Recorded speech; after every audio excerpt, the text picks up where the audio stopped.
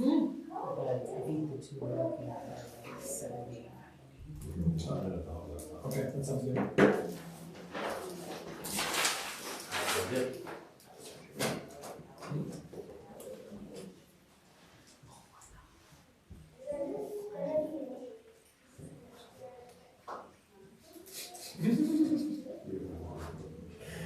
You see that? Boy, that's PTSD. Don't miss on her.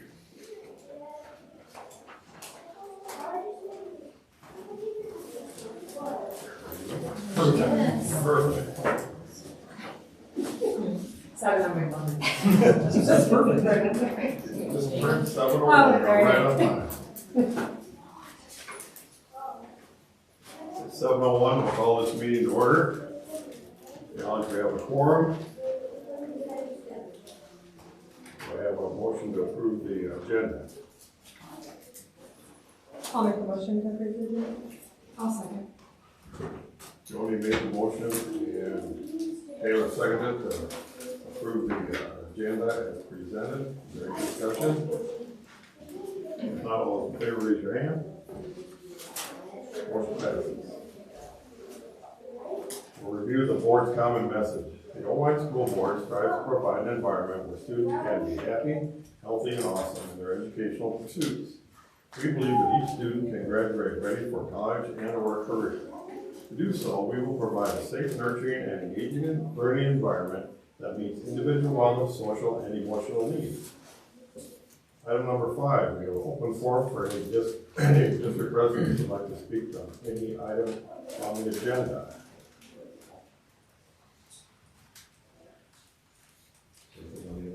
Nope. Okay, then we'll move on to item number 6, presentation tagged by Mrs. Cannon. Should I horn her?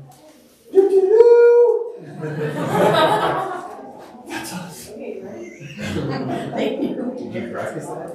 Well, she told me to blow the horn. Okay, ready, wants to stand. Wherever. Here, Kind we'll of start, everywhere. okay, we'll start step 1 here. And step 2. Oh, yeah. Hold on, oh, you just put it in here. Okay, in my lane. Julia. You two are on the end here.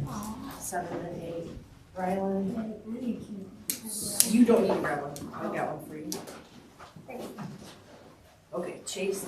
Okay, so You guys can squeeze on in. We got Grant, you are. comfortable space. Oh, you're in front of me, yeah. Yeah, you can do that for you. Yep, Rylan, you're right here.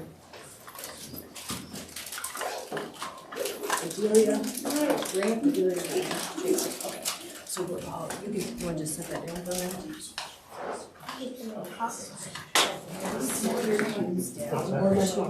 Oh, I think it's something bad. Stop thinking when you read that.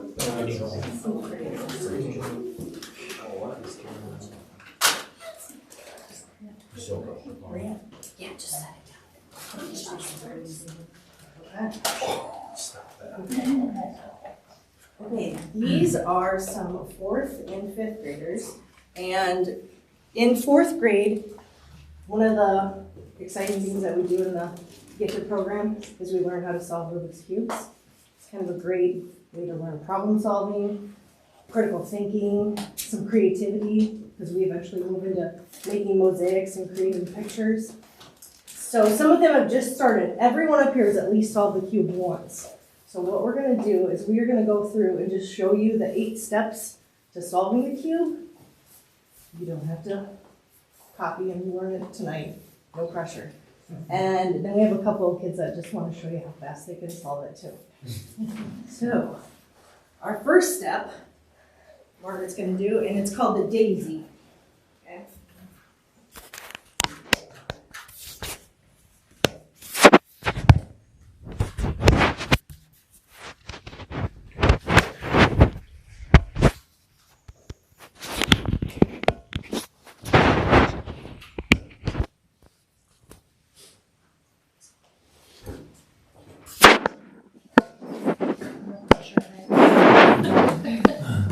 sometimes it gets kind of not centered for the turns here.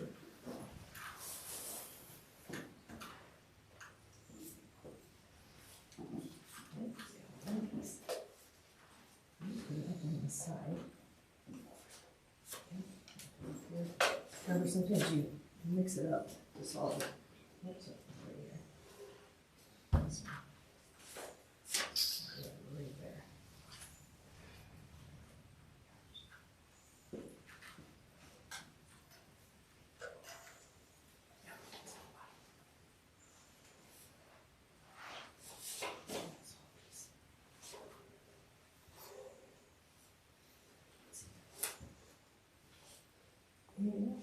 Put it back over there.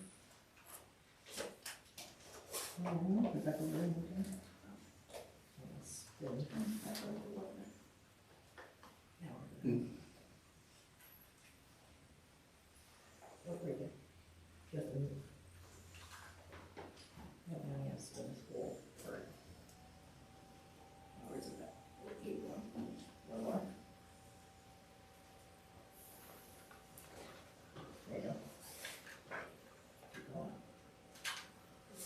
Oh, show them the daisy, what daisy looks like. Yay. Okay, next we will do the white cross.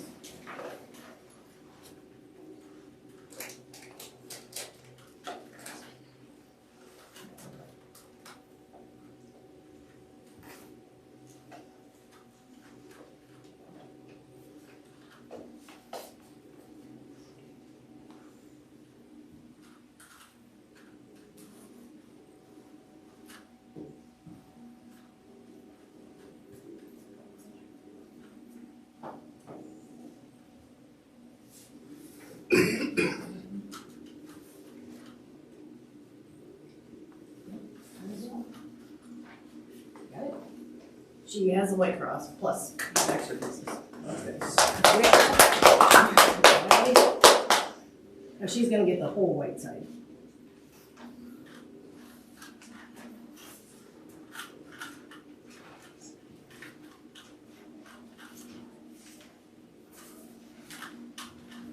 And at the beginning when we're learning to do this, I teach them like how to hold it. There's algorithms, so there's like a trigger move and there's. Yay. Grant's gonna do the middle layer. Oh, here, Brant, You gotta do it on. Grant, use this one. Okay. So we don't get yours mixed up with mine. Is that okay?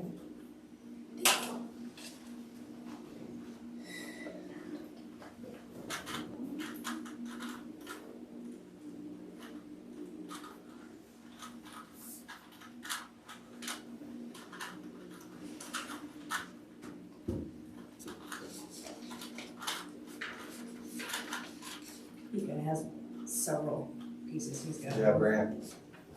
Oh. Very good. Okay, Delia's gonna work on the yellow cross.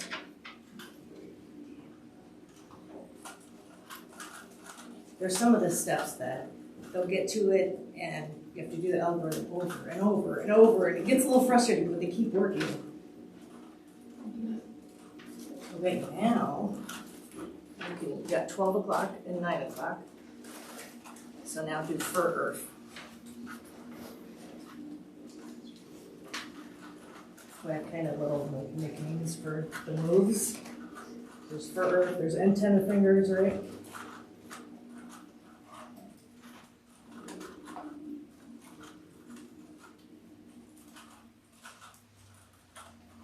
Ooh, there's some clothes. Here, Brant, we get this back to middle layer. He's faster.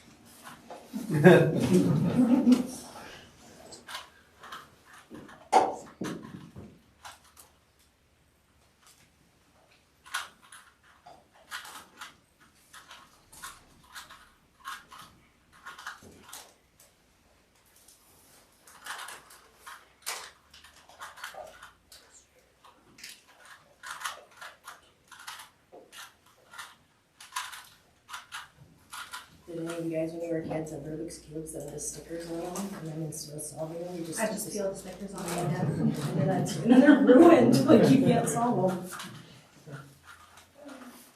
Mrs. Cannon, Bo was gonna have one of the school board members scramble his up before he solved it. Can you go hand it to one of the Yeah, school you board pick, members? you pick your, Tell him to scramble it up. you want Just hand Chase it, has one too. hand it to the, Let someone scramble it. want to scramble it up. All right. Board Get it members. out, Bonds there. there you go, good idea. Okay. I got you. You already stand over there, tell him to You make make it really Mr. hard. Calvin. So you- Really hard. I really Get up here, really Hard hard. Yeah, I don't know. Am I gonna be a good scrambler, Bob? I know Bo was a How many small times do I do it? rat king in his, he used to bring him to us. What's scramble going for me? Okay, oh, now do it one more time. Hopefully. I'm gonna solve it. See if you can solve it before they get back with you. Solve it, this Start solve solving. Yours is different than like the other one. it. Just solve it. Yeah, Bo's gonna go ahead and solve this. Chase, here you go, buddy. Alright, Chase. Jump out. Alright, now you got 12 and 9. This is, Adelia has the Those are four speed steps that have to cubes. do a lot. Okay, so now you gotta do it again.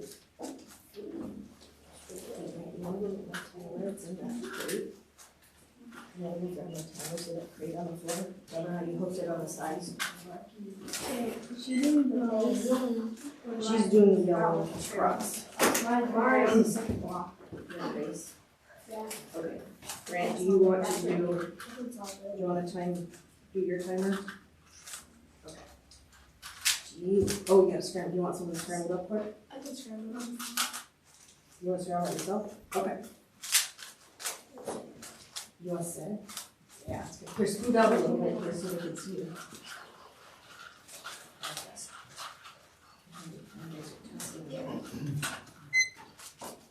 Okay.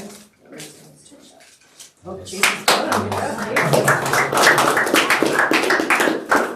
What method did you use? Is that one just a little Same one? but a little bit. Oh, show it off, show it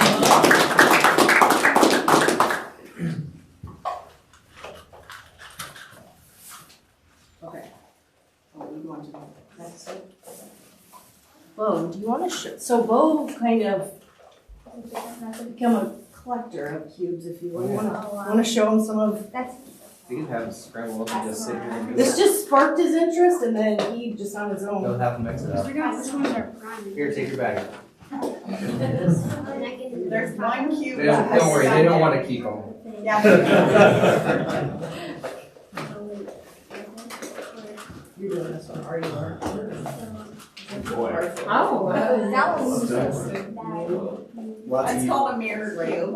lots of YouTube videos. I don't know how to solve this one. You don't You know how. do, but he's got a refresher, but that's okay. That's a 5x5. And here's the one that Did you do made me YouTube? lost my sanity. Called the ghost cube. He can't quite, Yeah. he's stuck on that. Good job, Grant. Great. Good job, Grant, oh yeah, how long? Good job, Grant. A minute and what? A minute Oh, and you're 3 fine. seconds. All right. You just learned, what, a month ago? If that? Right? Pretty impressive. Very cool. I don't know if I really did it really well. You're like, Jill didn't know It's the a little job. weird, don't pass it around. Does he like look at it like, that's easy? Okay, I Chase. have Usually he, Okay, don't get that. well, you can tell, how do you learn how to do it? basically just look up a tutorial and then that's it. On YouTube.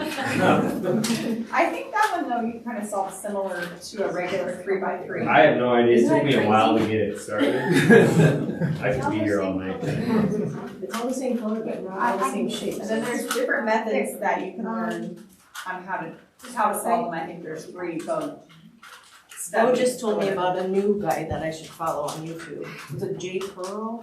Jaker. Jay Pern, oh yeah, Pern. You guys, right? This part. Oh, yep, you wanna give it to Bo to finish?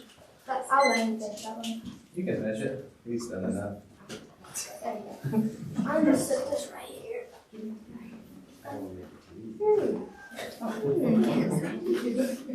I thought I was doing the first one. Okay, there we go.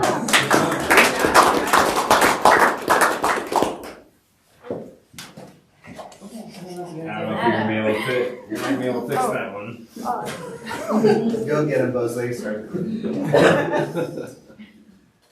if you guys have any questions for them or me, but we just wanted to show you the cool things that we're learning. Good job. There you go. Yeah, thank you very much for coming and showing us all that. And today, Brant solved the cube in 39 seconds. 39 seconds. Wow. There's that one. Good job. Okay, we don't have to. Yeah. We will get it. Give them Yeah, we'll take a picture. Thank you, you guys. for coming. Thank you. Do I have anybody else to say? Good job, guys. Thank you guys for coming.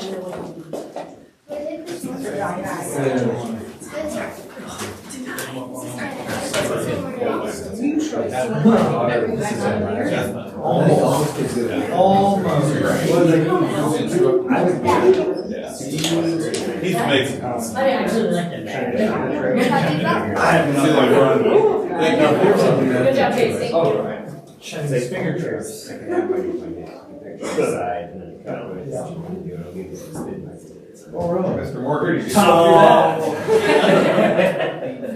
I have a kind of joke to start. It's on the front of my. So I try to get high schoolers to come. When you have no incentive, asking them for extra time, and they're already involved in activities, they don't really want to come present to people they don't know for some reason. So I have just a quick 30-minute overview. That's the joke. That's the joke. So actually, the punchline is, though I'm not going to fit it in 30 minutes, it's going to take me probably 40. It's just, again, a joke. So if we didn't laugh, I don't know what else I was going to do. But a quick overview.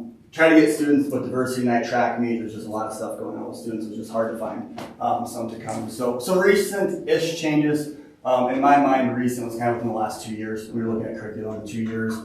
Teaching something twice is pretty recent sometimes. At the high school level, that means you're only teaching it once or twice. So the more you do it, the better you get at, just like anything. So elementary. 2 years ago, we adopted My View curriculum. Big advantage that was common and standards aligned assessments across, if there's 4 sections of a grade, 5 sections of a grade, having the same things taught in every section, just ensuring that no matter what section you're in, those students are getting that same instruction, same assessments. Every teacher teaches a little bit differently, same as if you said, hey, I want you to go mow this lawn. We're probably all going to mow it a little bit different, but at the end of the day, if the lawn gets mowed, that's kind of what you're after. Common language in between grades is really helpful for students. When I go from 2nd grade to 3rd grade, I'm hearing those same things, those same verbs, the same, whatever it might be. Like, hey, if I want you to fill out this outline, that outline is called the same thing versus like I did it differently than someone else did it. So just create some continuity there.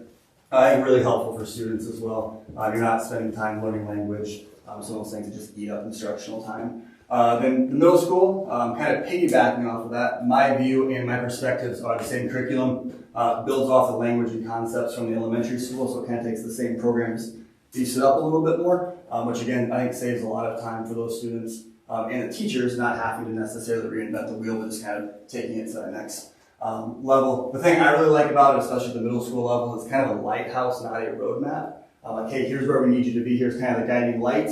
But not here's everything you need to do step by step by step. It's not page 1 through 200. I know I've always said if I got handed a book and said you need to teach 1 through 200, I'd be looking for a different job. Like, that's not something anyone likes to do. You don't want to teach, start at the top of the page, go to the bottom. So I think that's a positive. You kind of pick and choose, find the things that fit your style. Every person teaches a little bit differently. I think that's highlighted through this curriculum as well. Then the high school.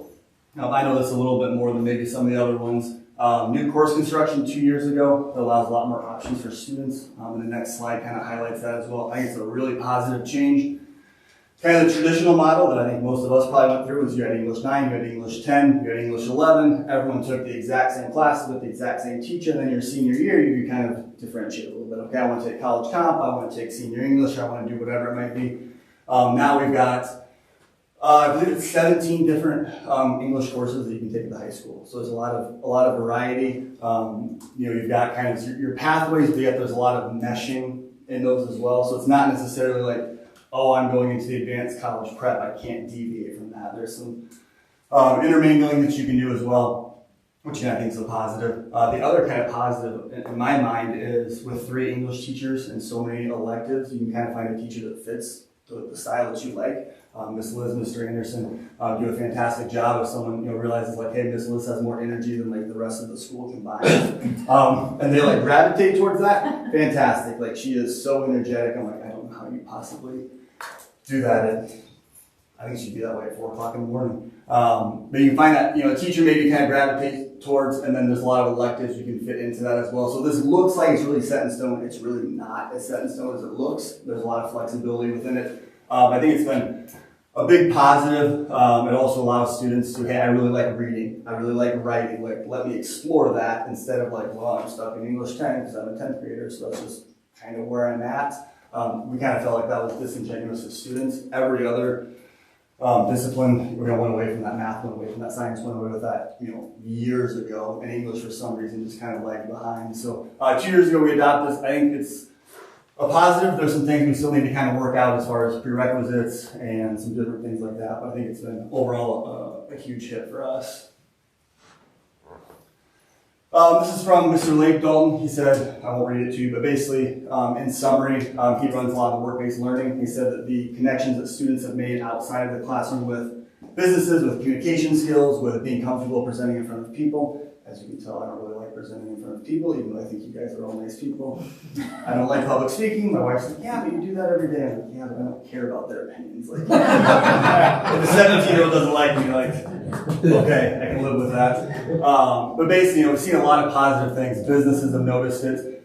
Communication's getting better. Sure, can we always improve? Absolutely. But just the communication is getting a lot better. I think a lot of that has come from the curriculum changes. A lot of what we do now, you get in front of people. Like our freshman year, we start with 8 speeches, and they hate me for it. But by the end of it, they're like, hey, like this isn't that bad. Like I can speak in front of people. Like it's okay. Like everyone, I think, has a little bit of a fear of speaking in front of people. So like realizing that, hey, I did it, my 24 classmates did it. We're going to be okay, and we're going to be better for it. So that's some things that Dalton had noticed that he was willing to share. And speech.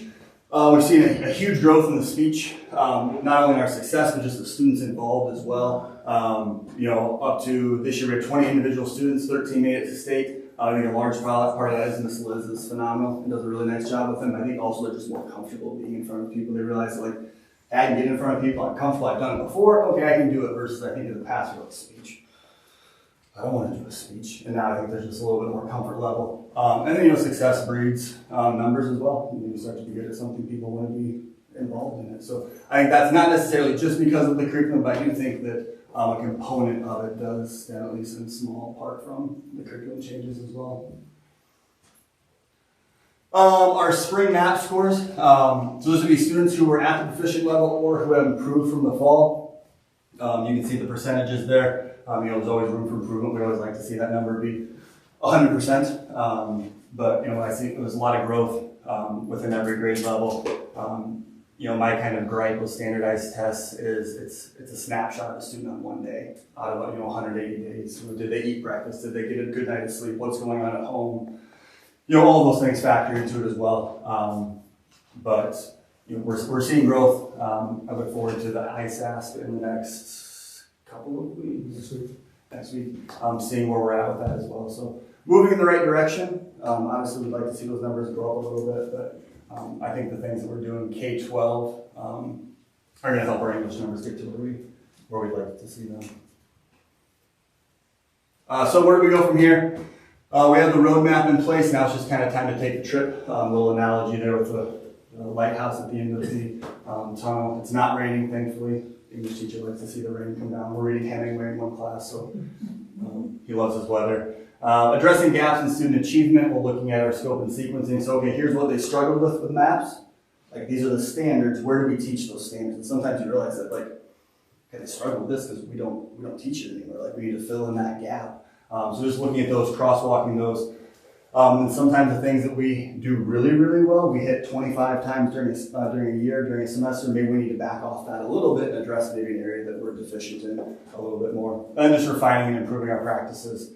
You do something, you get better at something, the more you do it. If you want to get better at shooting free throws, you shoot free throws. So kind of that same idea, working through things, both teacher side and student side as well. I don't have Rubik's Cubes. I can't solve a Rubik's Cube. I was the person who took the stickers off, like showed them, like, that's the only way I can do it. And Dad's like, you didn't do it. I'm like, oh. Well, I have a question. What's that? Yeah. What is this? What is this? Yeah, what is it? What are spring maps? The Is that, spring map? is that the road map? No, so that is, I don't know what it actually stands for. I don't think I can tell you either. I I don't know if they're really, like the acronym itself doesn't matter. Right? Yeah, so basically it's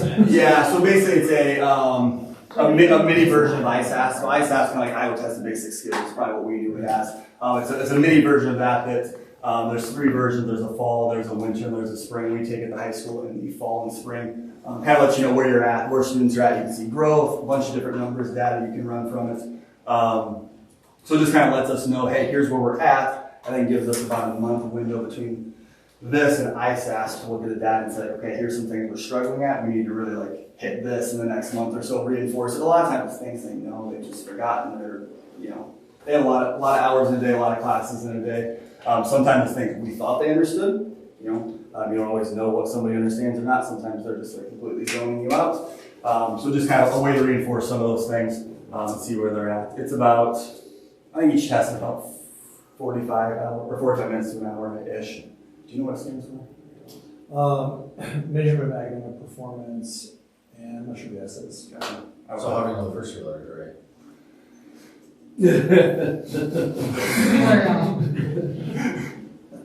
Correct.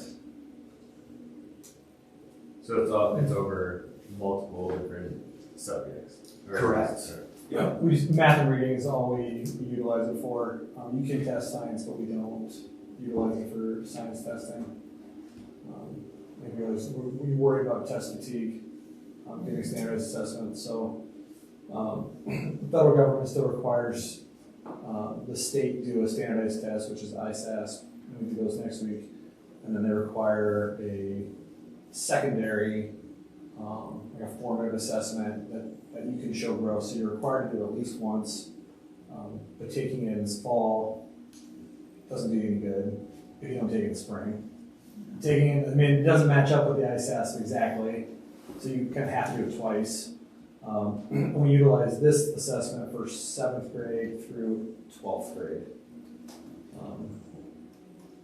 Would that be similar to like ITBS?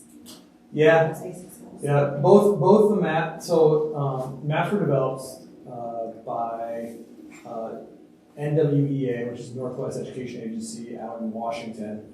And they were the first like national assessment that was smart. So depending on how you answer the question, it will deliver the next question based on how you answered it. So you can't Christmas tree it. And it's not timed. So if the longer the kids take, actually the harder the questions are. So the kids that are taking an hour to do it, they're going through really challenging questions. And so the ISASs are actually built on the same platform that the maps are in terms of having a smart, responsive question base that gives you the next question based on how you did in the first question. And then it derives a score from that. So. The nice part of maps is you get the score instantly. So like you take the test, like you have the score instantly, and then you can see the data within 15, 20 minutes. ISAS, you're stuck around waiting sometimes months. Yeah, it's pretty cool even with the student plot, like, because the system, we've had the system for 7 or 8 years, is that if you've had students that long, we have data on the students for that long, and then it will like show their progress over time. So I go in and kind of hunt my own kids, and you can kind of see how they grow over time. It'll show where they should be, where they are, if they're, what kind of path they're on in their learning.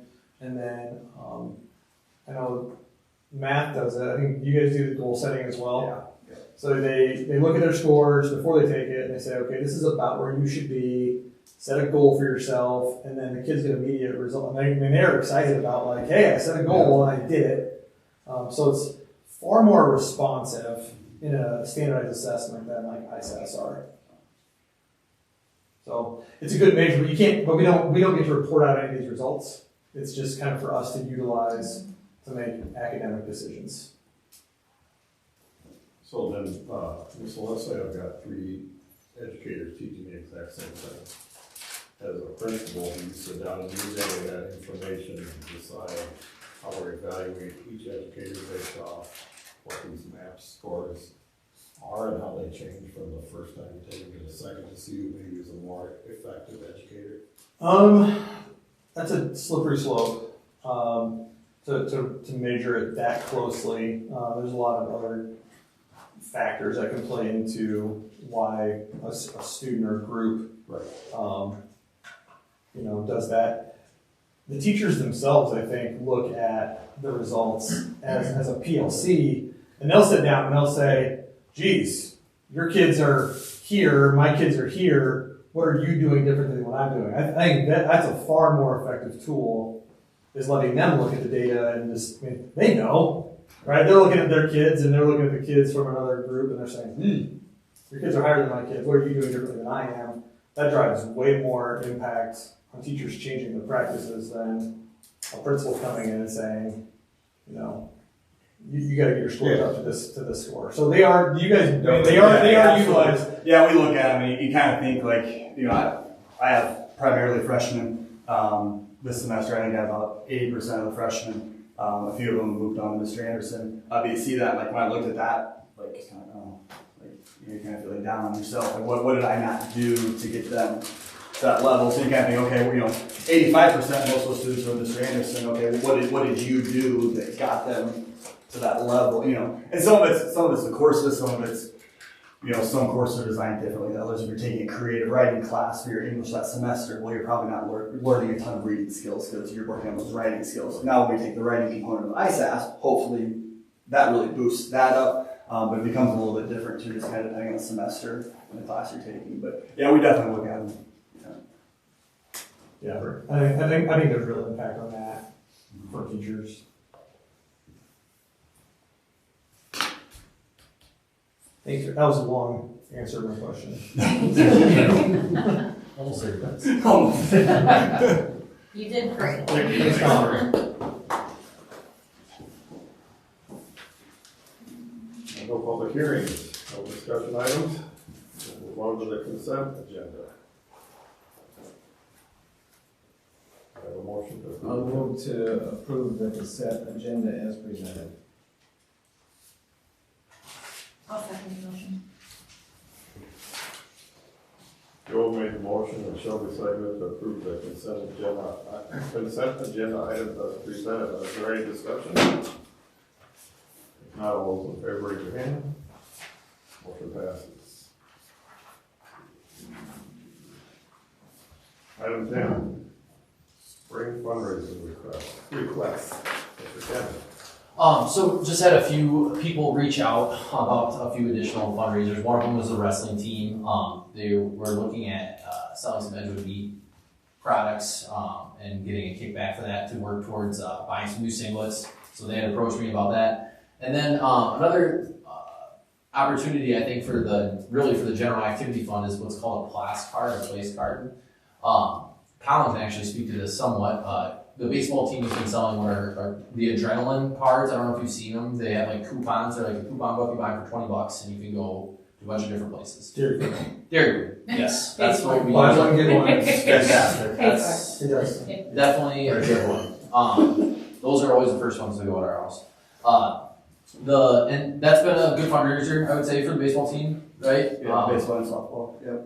But a company like that takes 40% of profit. And so we had visited with a gentleman from West Delaware. He runs their booster club. And he had put us on to these cards.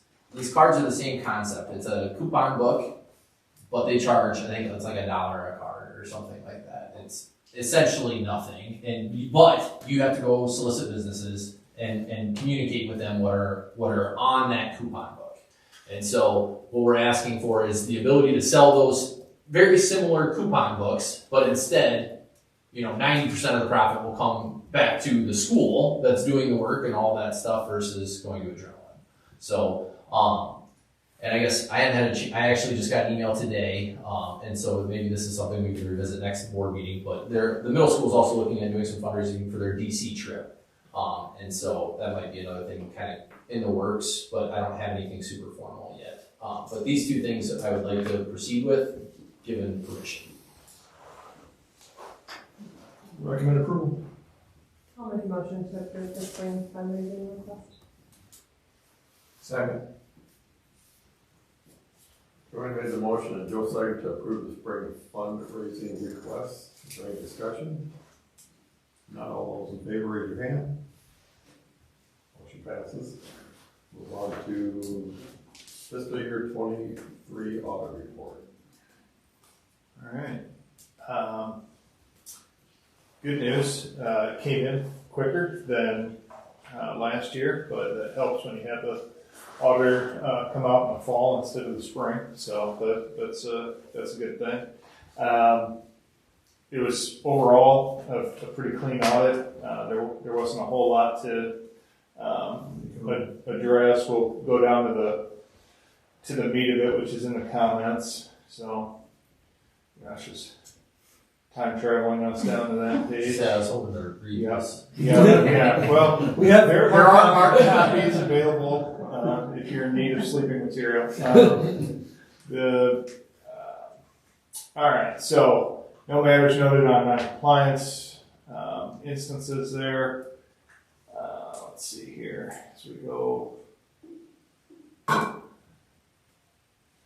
Didn't exceed any expenditures that were re-estimated. Yeah. Did I miss the comments? Yeah, they might be up a little ways. Yeah, that's. All right, here we go. Yeah, you're getting there. Yeah. Okay. So if we go up to Sorry, don't. You'll get down. Motion down, second. down just a little bit. Part 1 here is coming. Okay. Summary. Financial statements. Material weaknesses identified in internal control. That's tied to the segregation of duties finding.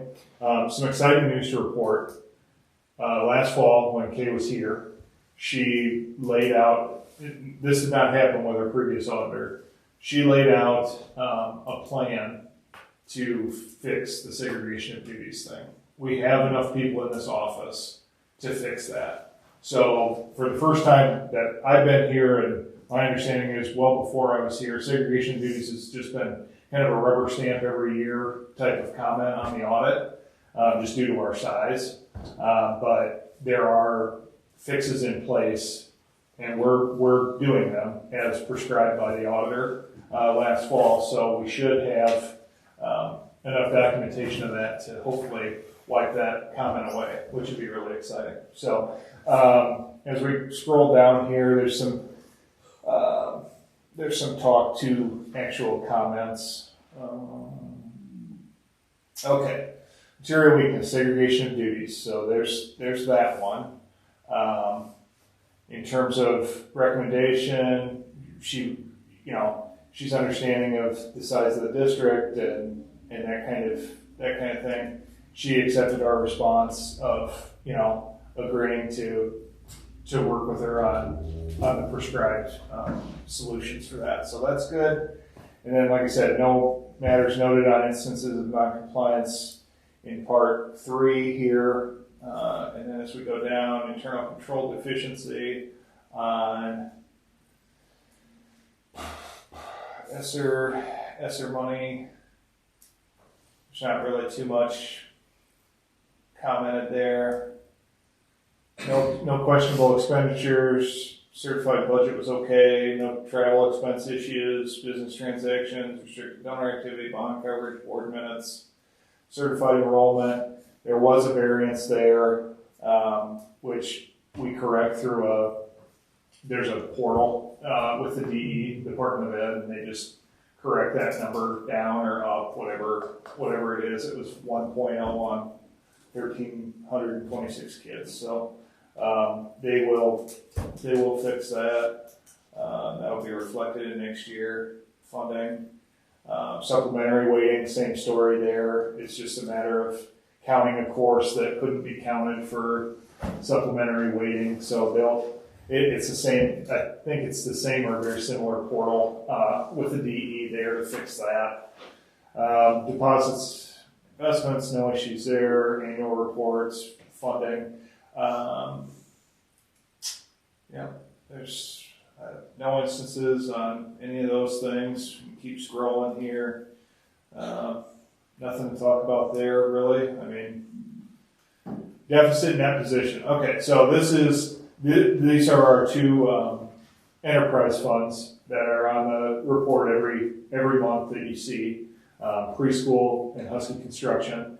Husky Construction we solve this year with the sale of the flip house, and then we have a few other little projects in the hopper for Husky Construction to keep bolstering that balance. Preschool is a moving target. We keep working on that number, but we just kind of keep chasing the past, and then there's the frustration of not being able to use those categorical funds to just zero it out because it's an enterprise fund. It has to be self-sustaining or self-propelled. And that's a lawnmower, but I mean, it's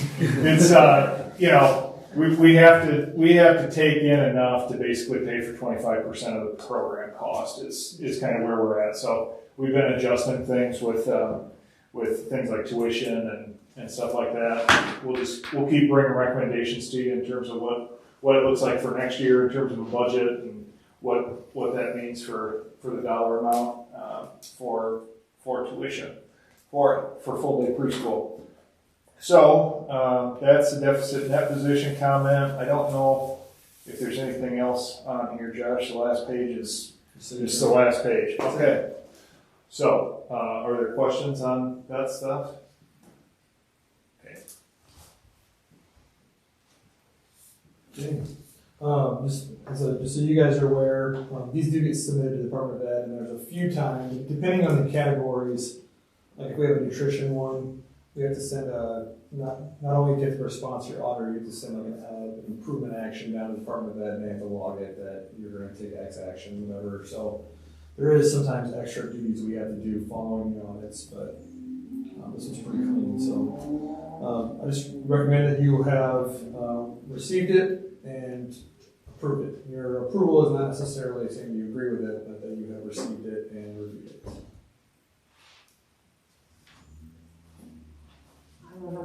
I make a motion. You To agree that we received it? Yeah, you say you approve it. That's all. Okay.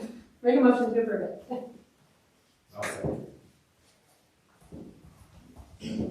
Already made the motion, May 2nd, to approve the 2023 audit report. Is there any discussion?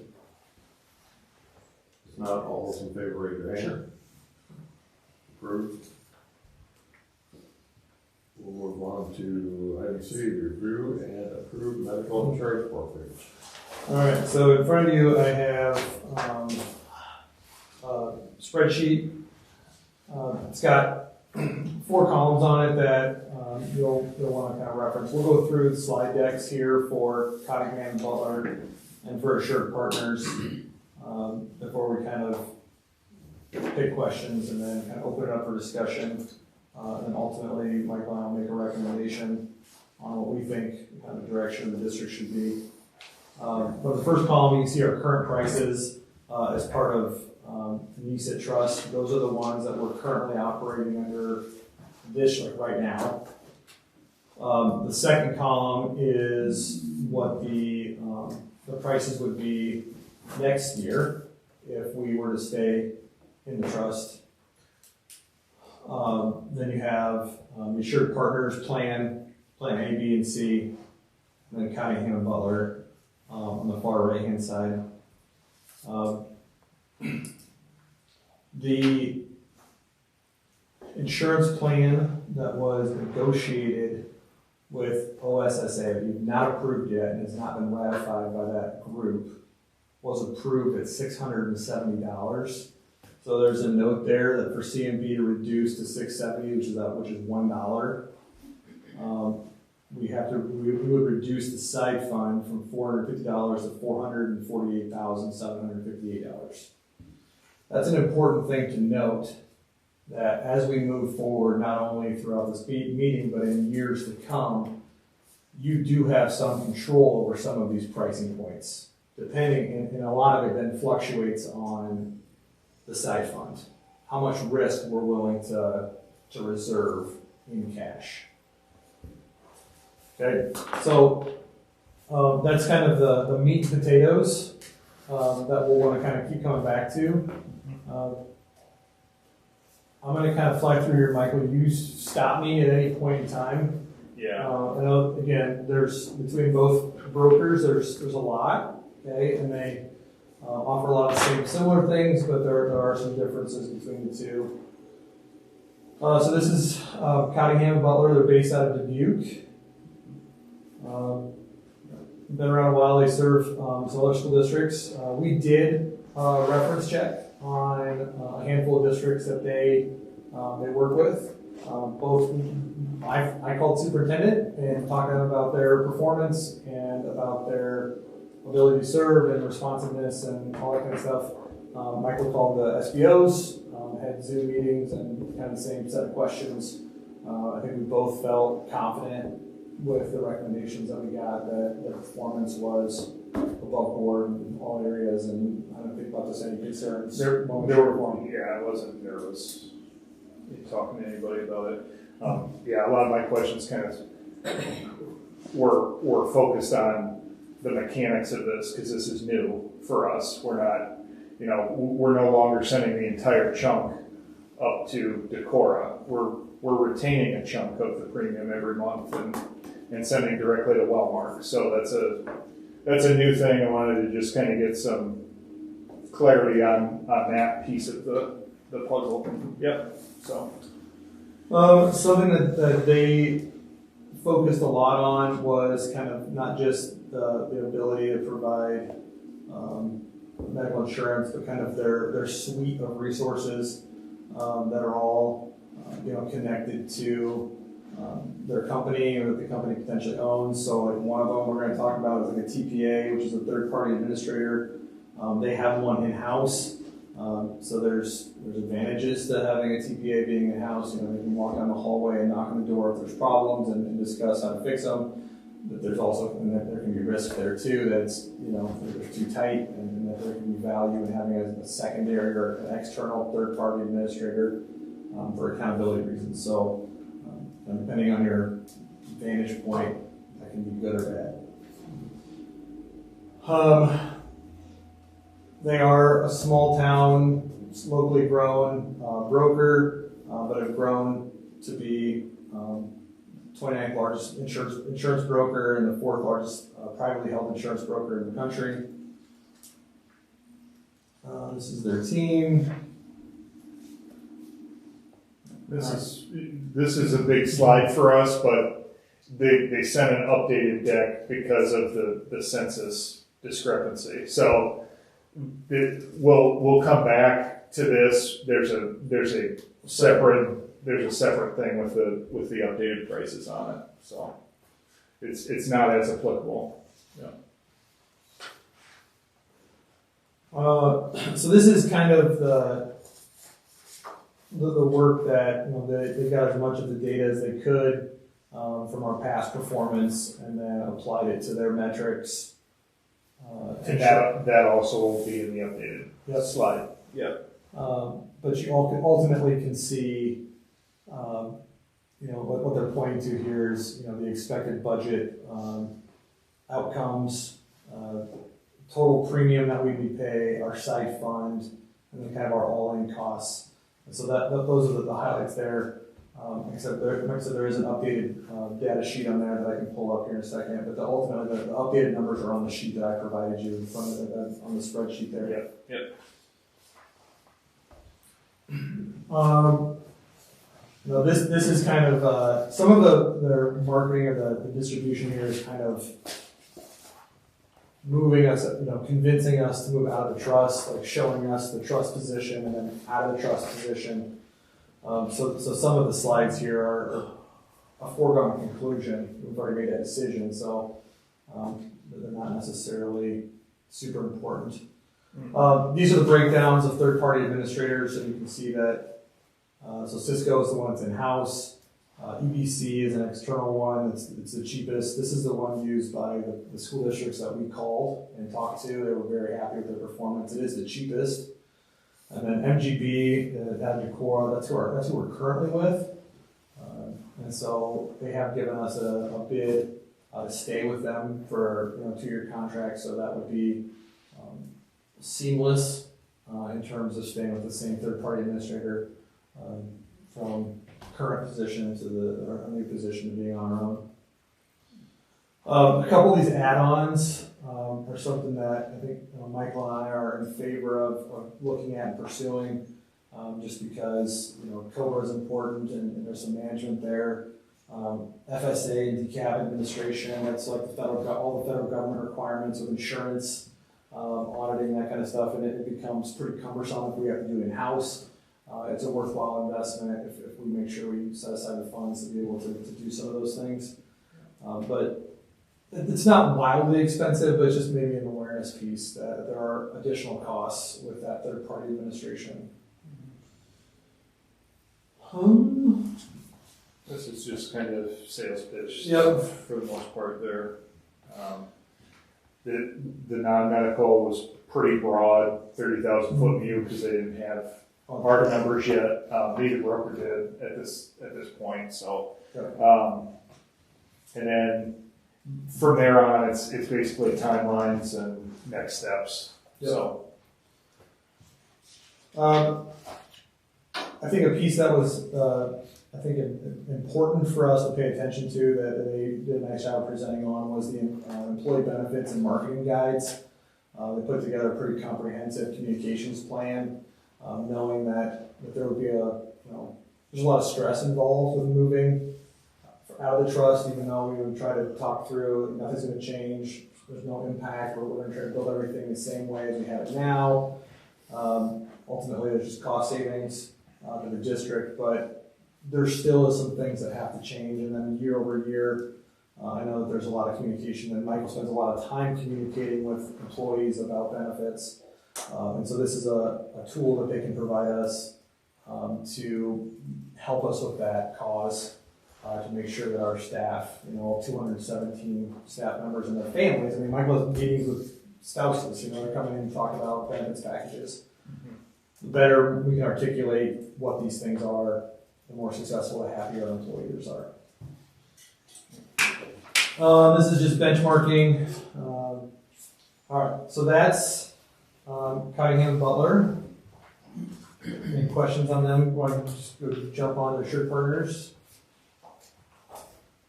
Show the updated pricing here, just so we take a look at it. So these are tough to see, but these are what you have in front of you. When we really worked over about a month to try to make sure we had apples to apples comparison, that everybody's using the same side fund numbers, had the same census numbers, and we're drawing as close a picture to compare A to B as possible. So this was the last iteration of that.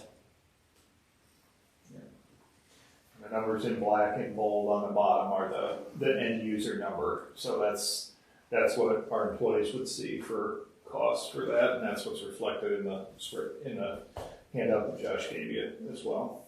So rounded to the nearest dollar, or rounded up to the nearest dollar. So.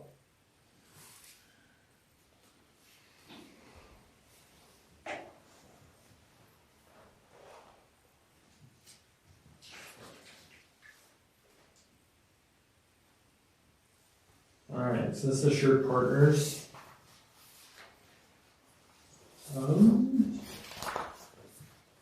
So also, Shirt Partners has grown its catalog, book of business over the last several years. They've been in the business of acquiring smaller brokerages and building up their portfolio. They're one of the 11th largest broker in the U.S., 5th largest P&C broker. A lot of products. Certainly able to provide the services that we would need. They have a much larger network across the entire state. Jesters is our Property and casualty. yeah, property and casualty, and they do like the linebacker policy through EMC, where they group together schools and then create group benefits for all the schools in the state of Iowa on property and casualty insurance and liability. Yep. So here's their rates. Benefit of Assured Partners is that they've been not Assured Partners specifically, but the brokerage firm Midwest Benefits Group. Midwest Group Benefits. Yep. Has been with the trust since its inception over 20 years ago, and so there's a lot of long-term history that they have with the school district, specifically about our performance, and so they're able to articulate that history into what one could assume is more accurate rates when it comes to underwriting. And then being able to build out capacity for the side fund. So you can see they have a longer history. You see in 2020, 21, we had side fund utilization of $430,000. Although historically we don't hit that. That's kind of our high water mark, which would be a good representation of why $450,000 is a safe number. These are their rates. So there's two different build outs there. Yep. So there's, yep. Go ahead. Yep. Oh, so on the left, that's based on our claim history. Sprinkling the side fund where they've seen the most utilization of side fund. And then on the right, it's based on past structure. So that's kind of how the rates have been built when we've been part of the trust. When we've been one of 10 versus looking at our numbers as one of 1 on the left. So that's the reason for the delineation between the two. So there's the all-in cost, and you can see, so that's much easier to see on this slide than it was on the C&D slide that was tiny, super tiny with the spreadsheet. But the numbers are basically the same in terms of how they're built out, and you can see that there's an apples-to-apples comparison there in the spreadsheet that I gave you. So those numbers are there. Those third-party administration and related fees, I've kind of addressed this with you with the C&D presentation, but same costs. TPA in this case would be Midwest Group Benefits. And there's the total costs.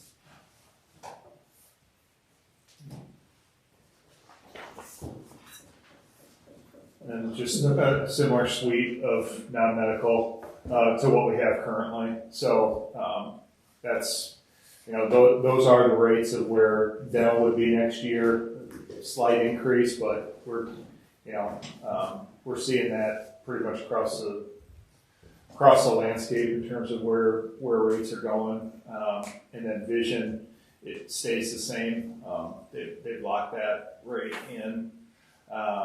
And then life and disability, NIS has offered that price for us through June of 26. So we've got a few more years on their pricing matrix. And then they also brought to us this Reliance Matrix critical illness wellness benefit plan that they brought that to us when we were in the trust, but there wasn't enough interest among the 10 in the trust to go with it. Whereas we have the flexibility, again, one, we can decide if we want to offer that or not, or if we want to add that into our benefit suite or not. So. Assured Partners has also a communication suite to help with communicating all the things that we need to make sure that we still have access to our software that we use to get all of our employees renewed on an annual basis and be able to push out information and access to telemedicine and those kind of things. So very similar suite to what CMB was able to provide. Also, there's no cost COBRA administration, help with all the filings. Keep us compliant, which is important. Yeah.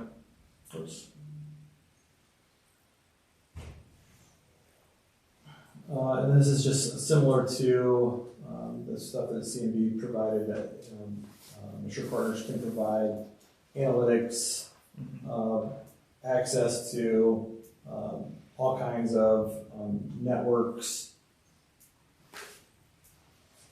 and that's it. Okay. Michael had provided just again, so it's a lot. They're both comprehensive, both professional, both get high remarks, and so when we sit down and we're like, okay, how do we help the board make a decision on this? Well, let's start with the pros and cons list. So we did. It's high level. It's challenging. Assured Partners. We know Assured Partners, which is sometimes great. But then you also know, any kind of mistakes that they made or issues that we've had in the past. And you have that. It's like anytime that you interview like an internal candidate versus an external candidate. An external candidate, you're only seeing the very best about them. An internal candidate, you're seeing the best, but you also know if they've had issues and what you have to overcome in that relationship. So that can make it challenging, that you have that in front of you. Anything to add to that, Michael? No, I mean, both brokers, were very responsive to us when we were asking for information. Obviously, we've been with Assured Partners the entire time I've been here, and so a lot of the questions we had, it was kind of uncomfortable to ask. Like, hey, can I get this information to go feed to a competing broker and have them provide us a quote? But they were very professional throughout the process. Like, there was no stonewalling or anything like that. I've mentioned this before, the pros and cons. There are fewer pros listed under Assured, but they are very important pros too. Familiarity. But there's also the phrase "familiarity breeds contempt." So kind of like what Mr. Ng was getting at there with the you know all the warts too. But it's been overall it's been a positive experience. There's some bells and whistles with Cottingham and Butler that maybe they were. Like Mr. Ng was saying, they're the external candidate, right? So maybe they're bringing those because they're hungry, maybe, it's, I really was anxious to hear board thoughts on things, and I got a few questions from you about different things and breakouts, but yeah, that's been the process. It has been, the majority of the time, the last 2 months or so, I would say, has been working on, kind of pulling the numbers together. Like Josh was saying, getting apples to apples as much as you can between the two brokers. That can be, tedious at times on both sides, I'm sure, in providing the numbers and then us on our side providing the information that they need to get those numbers and saying it the right way, phrasing the question the right way. But I am confident that we're bringing you an apples to apples comparison between the two. So if there's light that we need to shed on anything, I'd encourage you to ask. What are some of the, or is this the question? Yeah, this is a good time. This is a good time to discuss. Yes. If you can think of any off the top of your head, what are some of the issues that you have with the shared one? Is it like a time response thing, or what is the? I wouldn't say time response, no. We've had very good, white glove treatment by the time I get involved with something. There have been, a number of hiccups with employees, and just getting something paid is generally when I get involved, okay? But then you're able to. But I don't know that that's gonna go away. No matter what, in the insurance world, I don't have to explain to you, Joni, but I mean, in the insurance world, there's always that kind of back and forth game you play until you, not game, but dance, whatever you want to say, until you get to the end of the discussion. So, but yeah, when I've gotten involved, it has been resolved pretty quickly. So, I would say that, based on past performance, the MGB among the third-party administrators, I think that makes a lot of sense for us. No matter which brokerage we go with, it makes a lot of sense for us to stay with MGB because they will have our claim history from January through June and way back before that. But most importantly, for this particular calendar year, they will have our claim history from January through June. So in terms of disruption for the end user, for the employee, that reduces that quite a bit, whereas you might have some lag if we went another route, if we go with Cottingham and we change the third party administrator, you're looking at, potential lag of those, May, June claims in July and August and September. The two of them talking to each other and getting the deductibles figured out, and I don't know, just it sounds like there could be more headaches there than it's worth to save $2 per employee per month or whatever you're looking at saving between the options. I think we might be wise. That's just my take on that. My concern specifically with Assured Partners is just that we have a long relationship with MGB as a trust. The acquisition of MGB by Assured Partners is relatively new. We've had the benefit of working and keeping with the same brokers, the same humans, but we don't have a long track record with Assured Partners as a company. So we don't necessarily know 100% what that relationship looks like, over 5 or 10 years. I would say that when that happened, I felt as one of the 10 trust votes, maybe a little bit blindsided or wasn't really prepared for that, and then it happened, and we just kind of kept moving forward. Like I said, from their perspective, it was an acquisition, and they moved forward, and they've treated us the same, and we've gotten the same response. And I think there would be arguments that they were able to provide more resources because of the acquisition, which probably makes sense on paper, but it does come with risk, I think, just because you don't necessarily know. The argument can be made, you don't know with any brokerage in terms of acquisition, if a company could be sold or change hands, whatever. That's probably just the nature of business. But I think that if you look at the recent performance of Assured Partners, they're buying up brokerages all over the country to grow their portfolio. So they're growth minded for sure. I don't know if that necessarily impacts us one way or another, but that's kind of the one kind of caveat I provide on them. I don't have a long history, don't have much history of Cottingham and Butler to provide any warts, so to speak. They've been impressive and responsive to analytics, to communications, and those kind of things. So that's kind of my general feelings. Does either group have an exclusion on any pre-existing conditions? No, I think that's because it's well marked, so that nothing changes there for our staff. What's the difference between plan A, B, and C?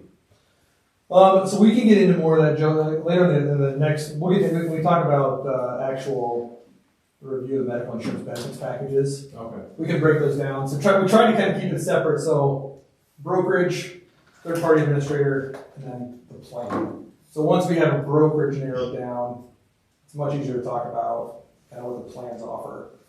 That makes sense? We can talk about it now if you guys want to.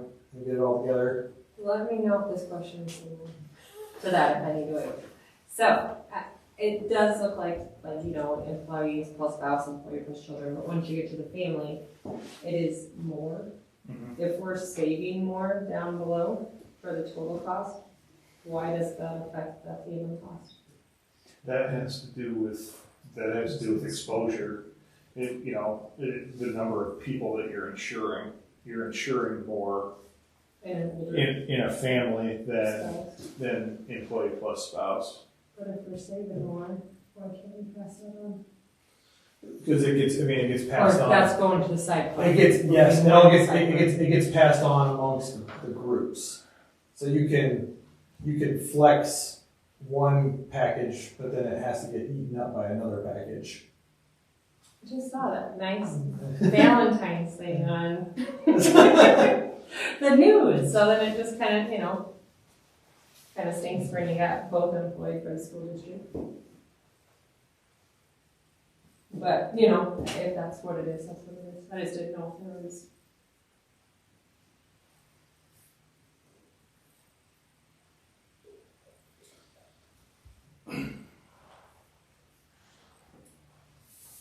Sure, your thoughts are, you pick the brokerage, now you go back and then we'll discuss side funds, and the amount of side fund and that exposure, that will all have that at a later time. That'll happen later that's an item to talk about benefits packages, and we can make a decision on the side fund allotment from there. And if there's any kind of adjustments that you guys would want to see on some of those pricing components, we wouldn't necessarily have hard numbers tonight, but if you're not happy with one of them, one way or another, we would have to go and Get get updated numbers. Yeah, we can get updated numbers and come back next week, Yeah. actually. Yeah. To get finalized numbers if we want to go one way or another. If you're asking who to go through for a brokerage firm, I don't have a relationship. I don't know either of them. You guys were in the negotiations and discussions with them, so personally, I'd prefer just to lean on whatever you guys recommend. Great question, Joe. It's a perfect segue. I think it's time for us to kind of make a recommendation.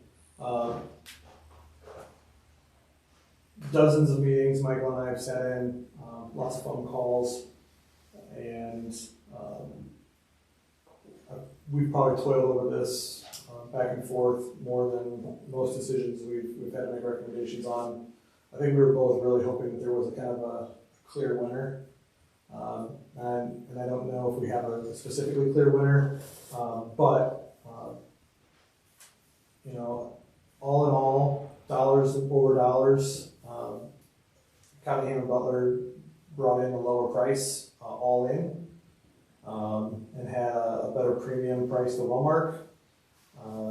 And I think with the rest of their package, they can provide us with a suite of tools that would greatly benefit our employees. And if, at least on this presentation, if the family plan is one of the concerns Johnny presented, I think, and very real to our employees, they have the lower price there. So that's our recommendation, is Cottingham and Butler.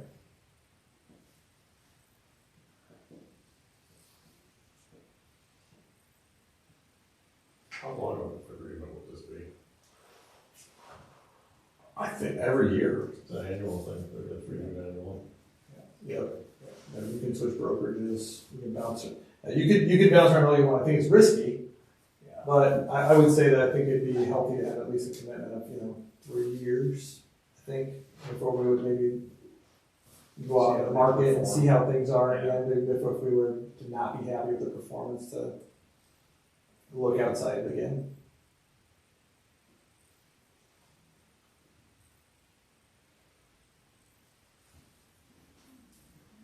I'll make that motion. Thank you, Joe.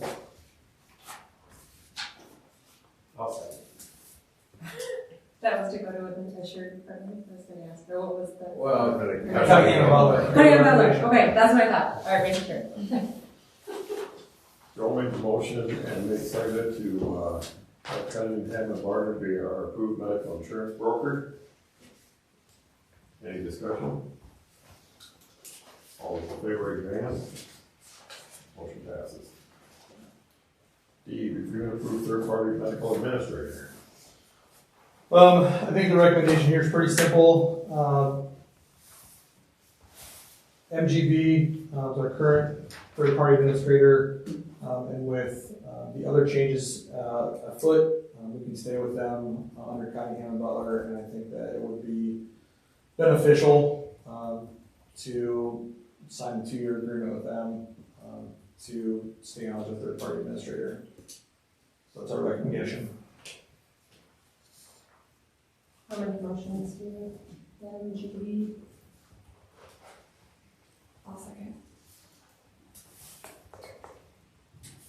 Joey made the motion and Taylor seconds to stay with Midwest Group Benefits to be our medical administrator for the next 2 years. Is there any discussion? All in favor, raise your hand. Motion passes. Hey Bob, can I say something really positive, because I gotta take off? Sure. No, it's off script, but we are assured partners, and in Midwest Group Benefits, these guys are the real deal. They're great leaders. We loved working with them. We're gonna miss working with them. Our paths have crossed, but this was done in a professional manner, and I really appreciate these two as working with them and as friends, and that's not gonna stop. Iowa's a small state. We live near each other. We care for your employees and your administration, so thank you for your time. Sad to lose you, but we'll be back. Next year. I heard that part one time. Seriously, thank you all. Thanks for having me. Thanks, Brian.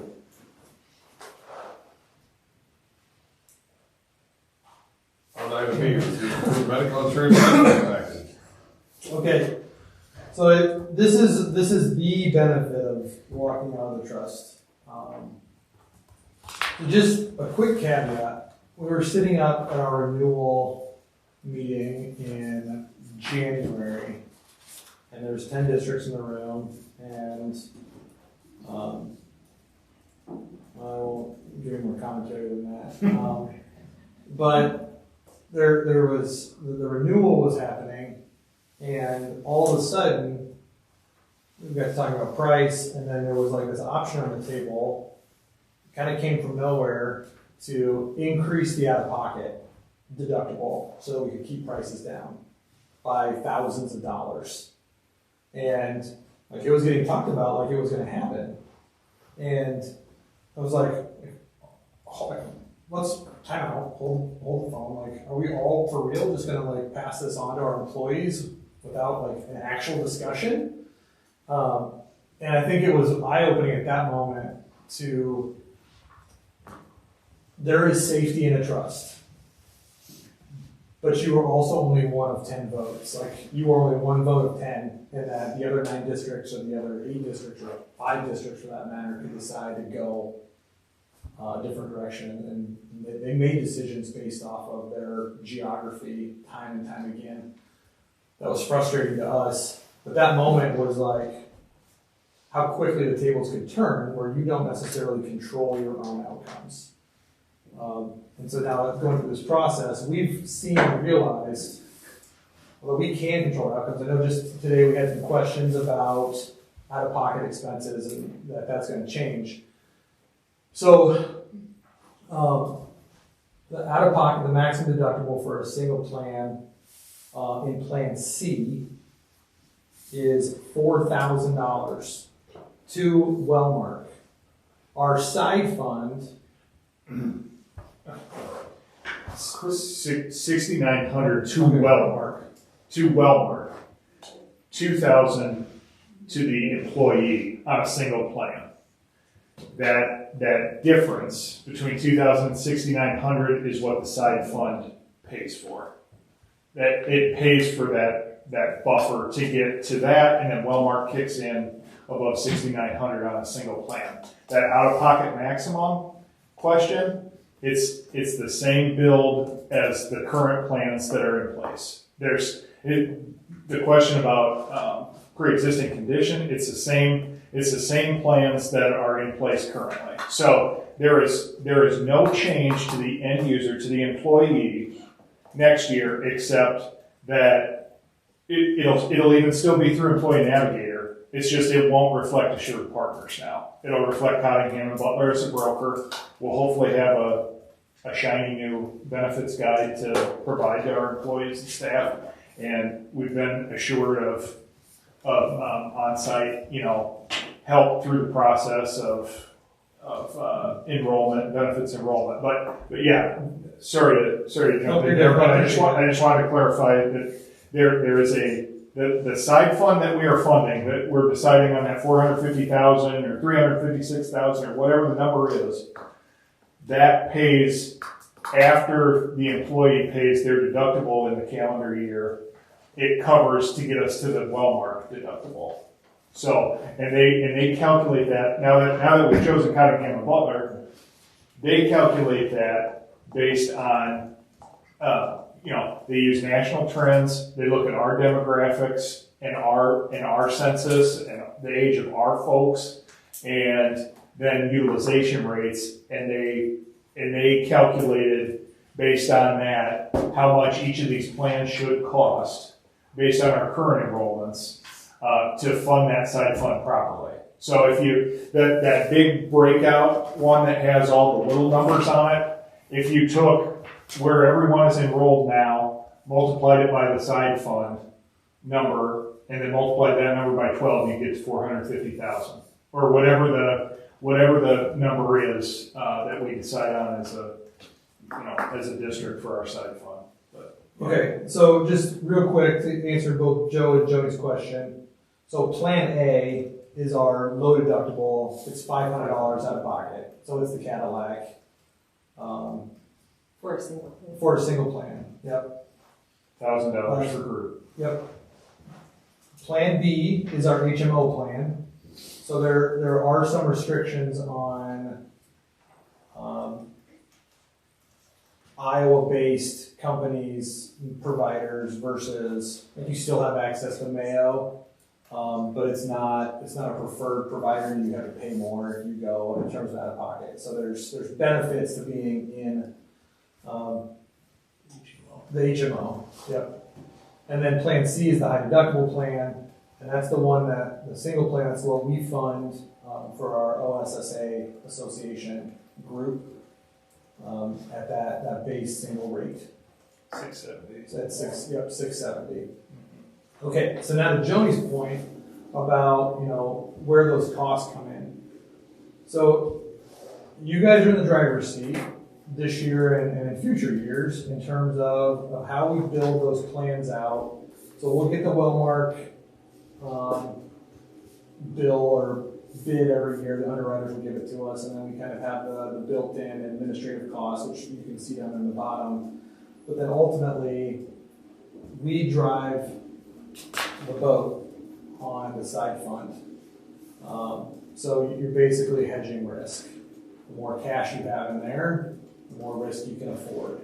But then those costs are built into your premiums that we pay for, or the employee pays for, depending on how much we're contributing in the contract.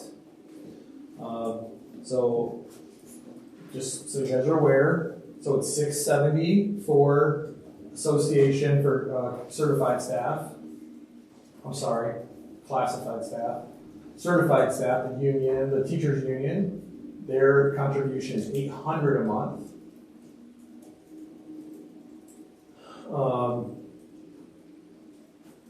And then the non-union principals group is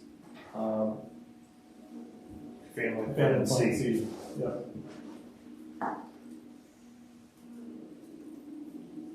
So if there's a desire to lower some of those rates specifically, we can ask one, Cottingham and Butler, to give us some different pricing to maybe create a little more balance depending on where those costs go, if you want to see different numbers. Or the biggest, quickest lever would be to reduce the side fund. So you can see this year, or the plan is that we are projected to spend $311,624 in the side fund this next fiscal year is what we're projecting. So $450,000 is above that. Based on our Cottingham and Butler's calculations, their estimate, their most accurate estimate was that we should plan for $356,000. Still, almost $100,000 less than $450,000. $450,000 being the most conservative that anybody thinks that we should be. So if we want to save some dollars on any of those plans, specifically to Joey's point, not pass them on to like our family plan, we can take on more risk and lower that side fund number to $400,000, $375,000, $350,000. Michael's checked. If we underestimate and we burn that account down to zero, we can bail it out ourselves through our general fund. Right? We just make a transfer from the general fund in. Those dollars aren't necessarily accounted for through our negotiation tactics. There's no penalty to that. They're just not, right? They're not accounted for in our budget. They're not accounted for in our negotiations. But we have reserves that if we make a mistake and we want to take on the risk and give the benefit to our employees, we can do so with cash at a later date. That make sense? And this side fund resides on our own checking account, it doesn't. Yep, it's our, We own the account. yes. Yeah, we earn interest on it. If it grows over time, we can afford more risk over time. We can if we perform at $311,000 like we're projecting, and we still end the year with $450,000 in the account, we can make bigger swings next year to make cuts, or we can take on more risk in terms of bringing the premiums down. So we are directly impacted by our performance.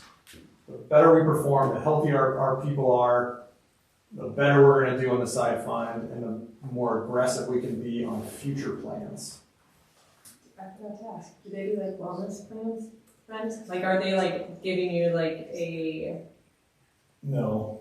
incentive to exercise or anything like that? No, or you can.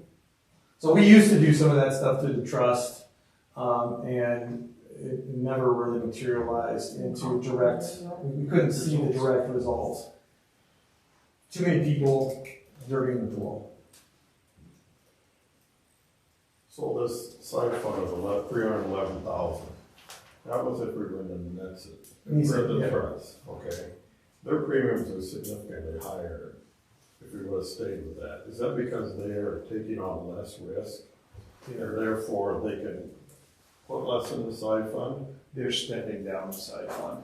They had a surplus in their side fund, and that was to kind of Josh's point of things that will be in the toolbox for us next year when we go to re-up the insurance next year. If we're rich, if $450,000 is more than what we wind up spending, if we spend $350,000, we got $100,000 sitting in the side fund, we could elect to not put as much in the side fund next year, not put another $450,000 in there, and that would help mitigate against a 15% rate increase or something like that. We eat that by not putting as much in the side fund and drawing down on the reserves. That's what's going on in the trust right now. Is they're drawing down on reserves to get their trust fund balance down to, I don't know what the latest goal was.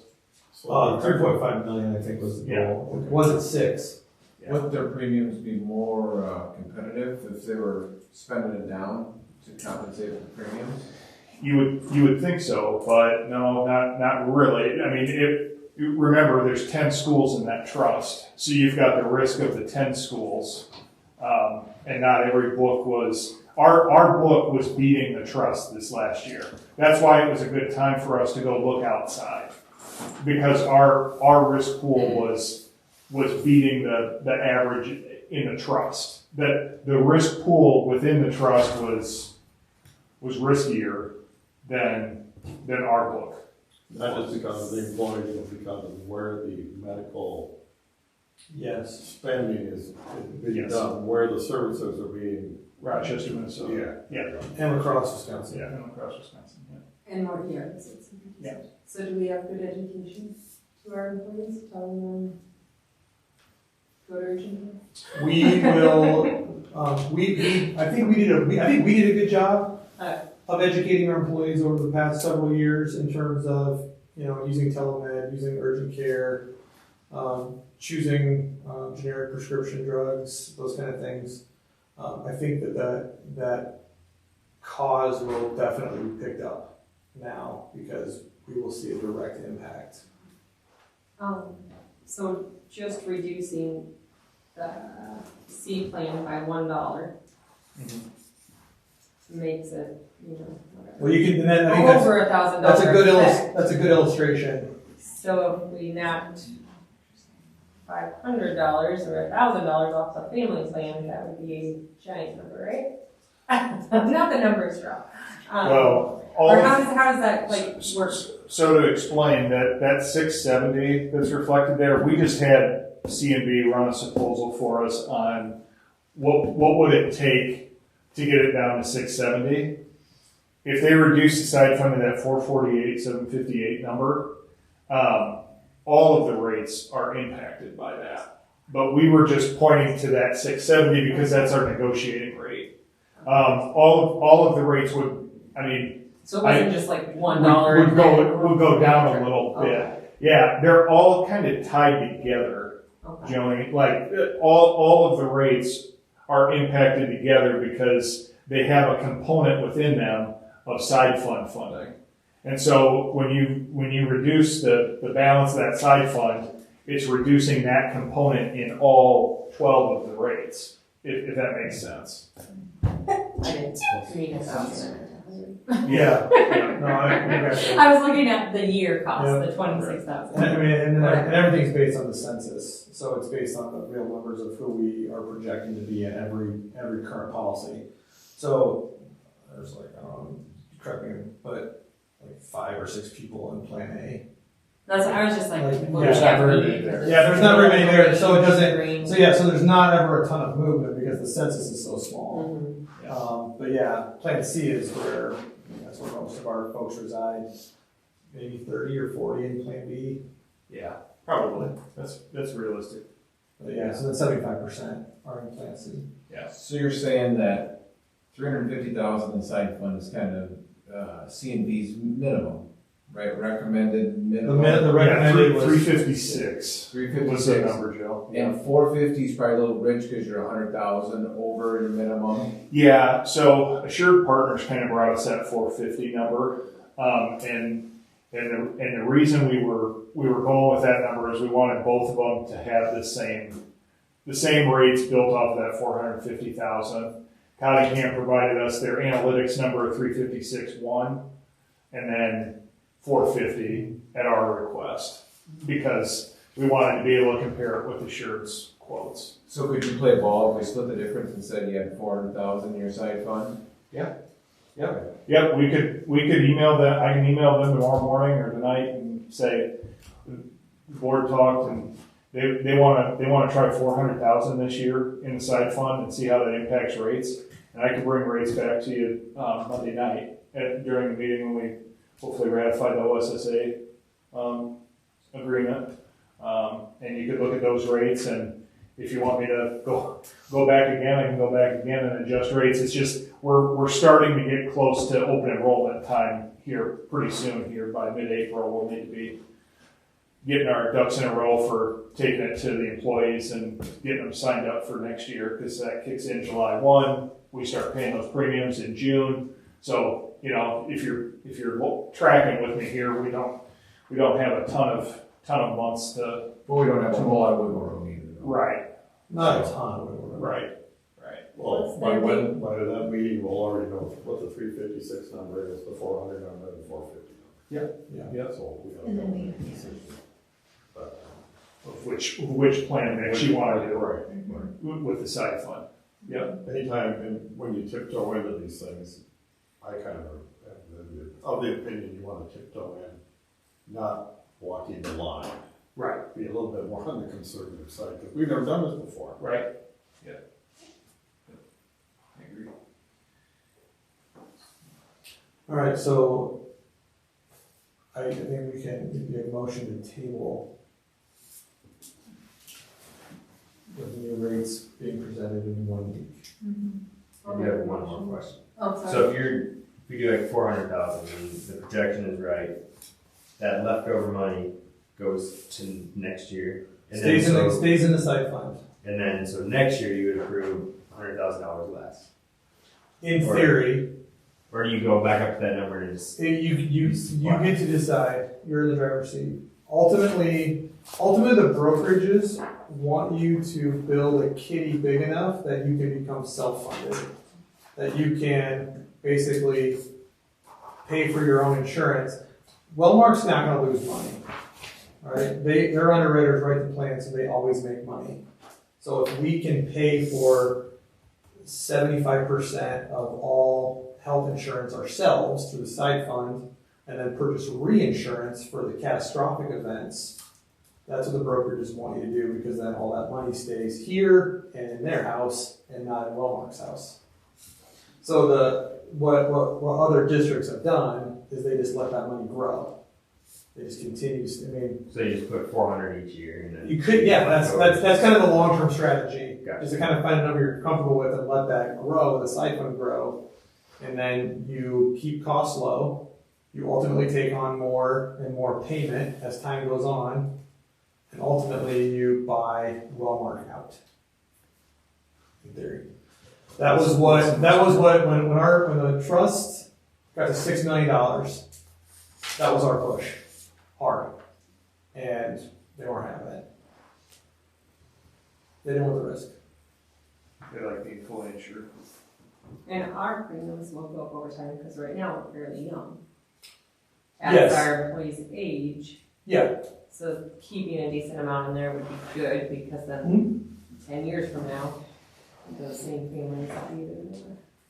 Yeah, it is a much better long-term strategy to let it grow over time and to keep things consistent. Funded. Funded. The value of the dollar today versus Yeah. in 2 years when we're trying to scramble to get the side fund balance up, versus gaining interest on it now. Yep. And our auditor doesn't have any input on this, doesn't really worry about any potential liability with all the gap. She actually referred me to a couple of other school districts that are already doing it to talk to them, and that's where I talked to them and I talked to the ones that Mr. Rain floated my way. So We don't want some unfunded potential liability floating out there that we can't handle as a district. Right. No. Right. Yep. So it's seen as a fund of its own. It'll be like Fund 71 on the books, but and it sits on its own. It'll be its own bank account. Well, You'll get reports on it monthly. It's not the fund that I'm talking about. It's just here's our possible pending liability that always sits out there that we don't have sitting out there now. Right. And making sure those numbers can handle this potential liability. Yep. Because that's not something we have to account for now. Right. Correct? Well, right now we're paying the Nice Trust to account for it. Yeah. Yeah, it sits on their books versus sitting on our own books. That would be on our books, that would be our liability. Right. Yeah.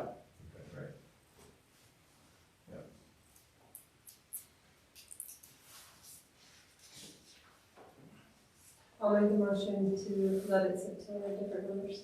Is that The table. one table?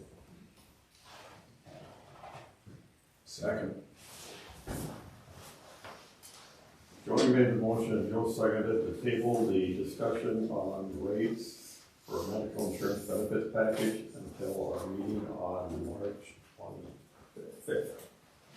Is there any discussion? March, okay, March. Oh. What time? See you next week. What time is it? I wrote it down. Losing my mind. Is it 7 here or something? 7. Okay. I wrote it down. It's right there. All those in favor, raise your hand. Motion passes. Next, we'll have Ms. Jacobs with the new math curriculum. Perfect. Something way more riveting than insurance talk. We're going to talk about the iReady math curriculum for the elementary schools. So, that's not it. That's it. My beautiful presentation that Haley helped me make. Which, Haley Freeze is very sad that she could not be here. She honestly did a lot of the work on this because she has been part of the process from the beginning, which I will take you through. Because you can skip to slide 3.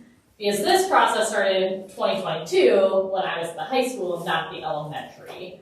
So you can see how it's all kind of gone through the phases through that year. So it really was focused just with the BLT. There was a book study done.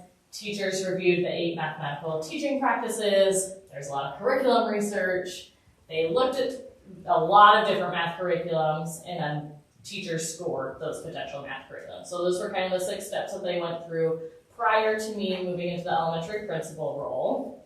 Then if you want to go to the next slide. So on the left side, you can see the list of the wants and needs of what a math curriculum should have from the elementary teachers, and then the math mission was created based off those wants and needs. And again, this is still back in 22-23.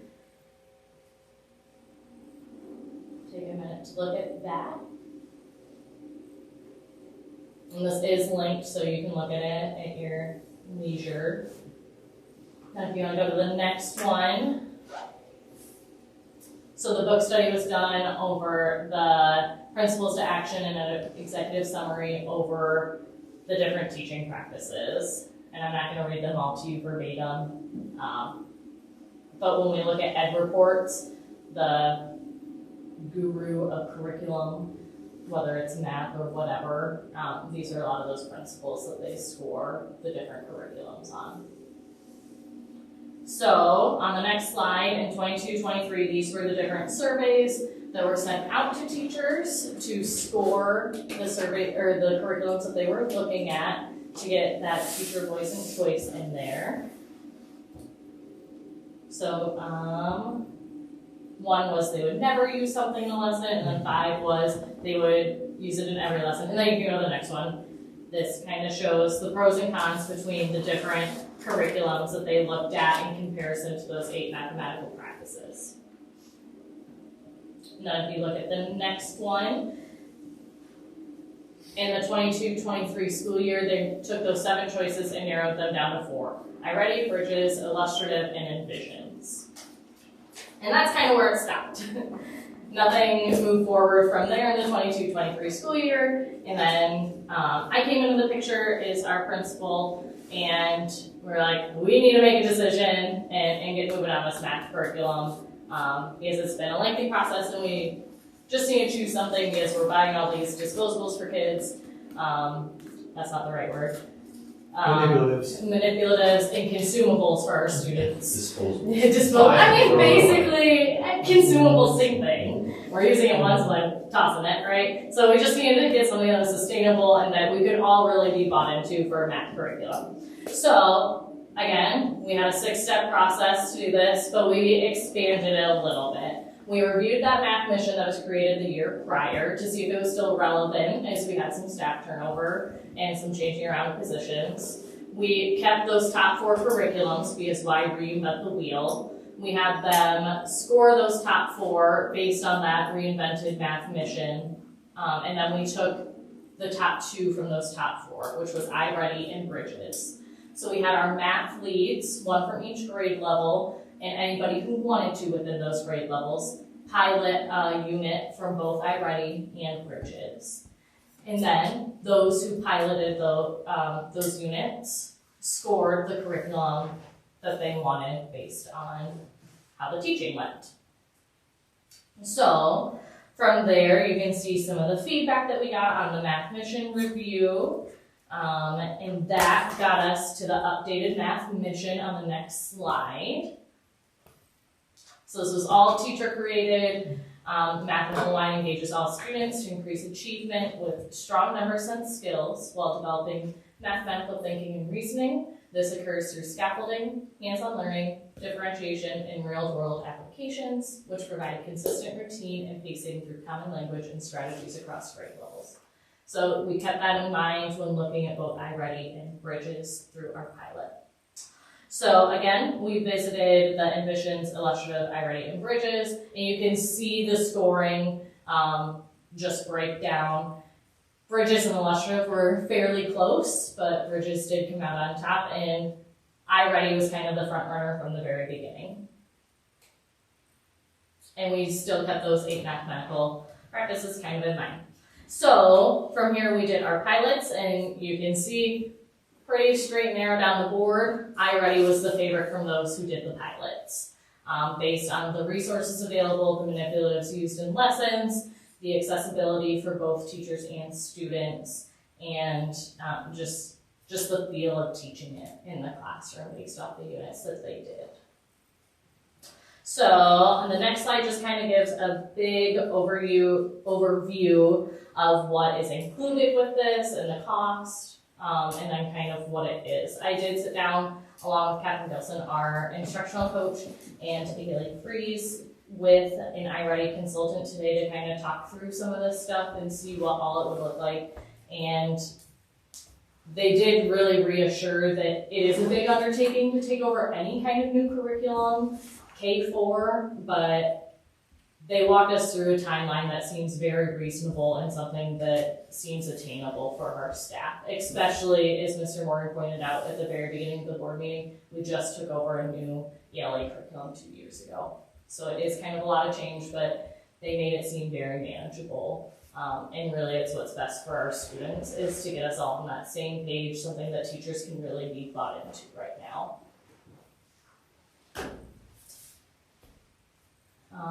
Any questions? Full transparency, you know that I wasn't here the year prior working on this, but I will do the best I can to answer any.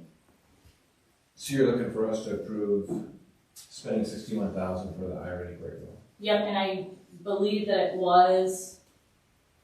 We budgeted We had budgeted. We budgeted $100,000 for this year to do this work. Okay. Yeah. And so, and that's when you can't really competitively bid curriculum of this nature because they're so different, and what you order, and then you can manipulate years and whatever. So we try to go through a very rigorous process. It's outlined in board policy. These guys did a nice job. I kind of 30,000 foot view the whole thing, make sure that everything's working, and then ultimately that comes through administration and myself as curriculum director to kind of review everything, look at the numbers, look at the bids. We go back and say, okay, what's the bid for Bridges? What's the bid for iReady? What's the professional development look like? What's the implementation look like? When can we get the materials? Bridges is in a rewrite, so they don't even have hard materials yet. So there's concern that we could even get materials by the summer so that we can have them in our teachers' hands. So we look at all those kind of mechanical things and then go back to the teacher's recommendations and say, okay, this is what they're putting their 2 cents into it. We've done the due diligence on the budget side, the purchasing side, the development side, and the professional development side. And yes, we can pull this off. And that's why we come to you guys now and say, we're ready.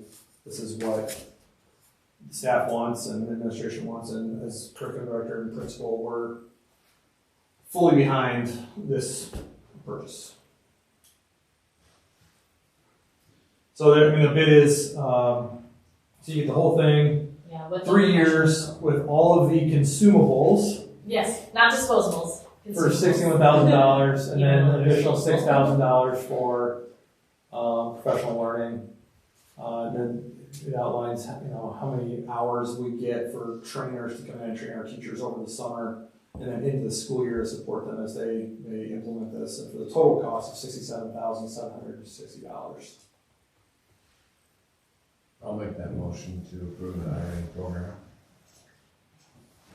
Curriculum. I'll second.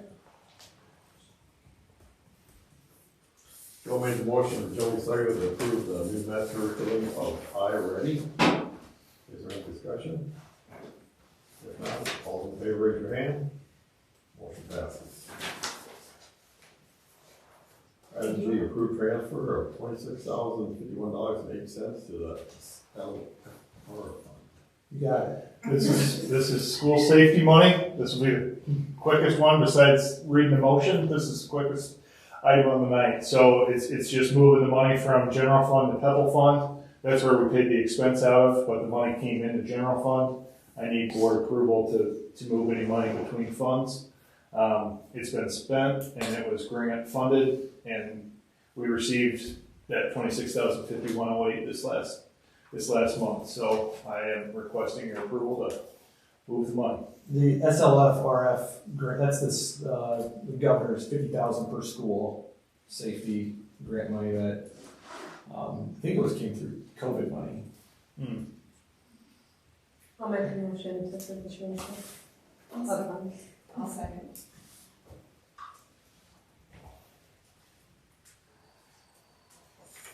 Joey made the motion, Tara seconded to approve the transfer of funds from $26,051.08, the school grant funds from general fund to Pebble. Any discussion? All in favor, raise your hand. Motion passes. We'll move on to district level reports. Michael. Okay. Pretty brief here as well. We're excited to bring the OSSA agreement to you next week on Monday, pending their approval on their end. And then we'll also talk about the rates. I'll bring those different side fund numbers for you next week to review. Budget and tax impacts were published. We'll have a public hearing next week as well on Monday. And then, like I said, much of the last month has been spent talking with the two brokers and ironing the details out there. And I was able to go to the spring conference for IASPA down in Altoona earlier this month. So that was nice to connect with some colleagues there across the state and compare notes. So it's a good time. That's it for me. Questions? Okay, thank you, Michael. Josh. No report tonight, in interest of timing, let's keep moving forward. Okay. Move on to reports on issues impacting education in the district. Mr. Cannon. Well, now we've kind of wrapped up winter sports. I wanted to throw a shout out to our custodial staff. That's a long season for them too. A lot of late nights, cleaning up puke, Saturdays, the whole works. So thank you to Jim Prouty and the rest of the maintenance crew for putting in the hours. Concession stands, I want to kind of highlight this. So we kind of finished up our last postseason game that we got to host, and I asked Michael to help me out and run a few numbers for us, and we found that we profited $13,800 this year in the winter season, and $10,000 last year. So Darcy Fueling took this on. I think she felt bad for me, honestly. And she was like, hey, let me help with this. I'm like, no. And she stayed after it, and she went nuts. She was all over this all the time. And she really liked it, is what she told me. So I don't know if I can believe her, but so then she roped in her sister and then the rest of a good chunk of our special ed department to help out a ton this winter. So thanks to those guys, I can't thank them enough. It was such a huge help, and they found some things that really went well with our concession stand, and we're really looking forward to a few track meets this spring and keep that going, and then keep that rolling right into next year. So big shout out to them. Coach Leap, I think I brought this up earlier in the year, but was officially inducted into the Iowa Football Coaches Association Hall of Fame. So that was pretty cool. So he's a 2-time Hall of Fame inductee, which is pretty neat to have on our coaching staff here in Owan. spring sports are getting going. They had a track meet already last Tuesday, and then one today. I haven't heard any results from today, but last week, a few kids PRing. Brady Burkhart jumped just over 20 feet, which could be a state qualifying jump. And that's the first meet of the year, so that's really cool. Our girls tennis, we went from like 4 last year to 22. We are sharing with West Central, which I think they're sending a couple girls, and then Wapsie who's sending 1. But still, I don't know what got in the water in girls tennis, but we got a pile signed up, which is very cool. It's the new tennis courts. Yeah, or it's the pickleball. I don't know if maybe it's the young kids are like rebelling against their grandparents. But I'm not playing pickleball. Tennis. No way. I don't know if you guys saw this. Kinsey C was named to the All-State third team for 3A, which is pretty cool. And then I think I talked about this. Nolan Lanfear didn't end up placing or anything at state, but he still qualified, which was awesome. And then we've got a few basketball awards there. And then Nolan made the board report twice. He decided to play football with the Wartburg Knights. And then at the bottom there, we got to host 2 postseason basketball games, which was really, really cool. District final and a sub-state game. And Mr. Morgan here helped out a ton at the concession stand. We got a few people lined up. But he heard a ton of nice comments. I'll let Mr. Morgan kind of fill in there on that part. Yeah, so we had a lot of fans from Gladbrook and Lansing that went by and said they're beautiful facilities. Like, thank you for hosting us. Things you wouldn't have to do. I wouldn't have thought any different if they just went on their way, went to their vehicle. So I bet probably 6 or 7 from both communities stopped by, said something about the facilities, using the facilities. It was just really nice to hear and see that, they see the great things we have going on here. So it was definitely, a positive them going out of their way to do that. So it was cool. We got to host that sub-state game kind of on a weird set of circumstances. Lansing qualified. It was supposed to be in Waterloo East, which would have been a 2-hour drive for Lansing and a 30-minute drive for Gladbrook Rhinebeck. Key High was the higher seed, so the state started asking a few local schools, and we were one of the very few that were asked, and we were the only one that could host. So I think that's kind of cool. It tells me we're on a short list of people that they feel like they can call if they need facilities. So that's pretty neat. That's all I got. Questions? Thank you. Ms. Jacobs. All right, so a few things to hit on. Conferences were just totally awesome. If you had a chance to get out, we had food trucks at Little Husky and Wings Park opposite nights, 1 at each, and they flipped. I know several of you were contributors for that for our teachers. We had community sponsors, so our teachers didn't have to pay for their meals those nights, and it was just very much appreciated to have something a little different. And we had high numbers, as always, at the elementary level for conferences, so it was just great to have families in our buildings those nights. We have been working out our brains a ton with reading lately. We had a fantastic Read Across America week from Mrs. Franson. You can see in the lower left-hand corner, we got a little flashlight read going on, and then in the upper left-hand corner, that was our kickoff assembly. So the elementary kids are just on fire for reading, and it is amazing. We're setting up some reading buddy programs and some other surprises that you'll hopefully see on social media the rest of this month to just keep that love of reading going on. So a huge shout out to Mrs. Franson for all of her work on that. And then you can see a couple of pictures over on the right-hand side. We had Fontana come in to visit the 4th grade and do some solar eclipse things. It was super cool. We had to find a really dark room for them to go into, set up this light, and they had a golf ball on, I think they are tees. I didn't get close enough to see, but they would bring them around in front of this light to talk about the differences and how to cause the solar eclipse. And then they have these fun glasses where they went outside and looked at the sun through them. It was just a really neat hands-on experience for them, and it's just one of those experiences that they will remember. And if you ask a 4th grader about solar eclipses, they will be able to tell you a ton about them, more than I could. So we should have asked them when they were here earlier. But it was super neat to be able to give them those hands-on experiences, and we're lucky to have Fontana, who does such a great job bringing those experiences to our students in the classroom. Questions? Thank you. Ms. Adams. I feel it's a lot of the same old. We still have students registering with us. I have 4 more starting tomorrow. We are off and running for ISAS. If you were to walk into my office right now, it's organized chaos. The charts all over the walls are kids, what location they're testing at, what day, what time. We're at 13 public libraries around the state. My staff will be out of the building March 25th through April 5th, because they will all be out and about testing. So during that time, we don't have Zooms, and it's really hard for us to have our littles not meeting with their teachers daily for Zoom. It's going to be a tough transition for those 2 weeks. But I am grateful. Mr. H will be holding down the fort on Edgenuity since he is out of state.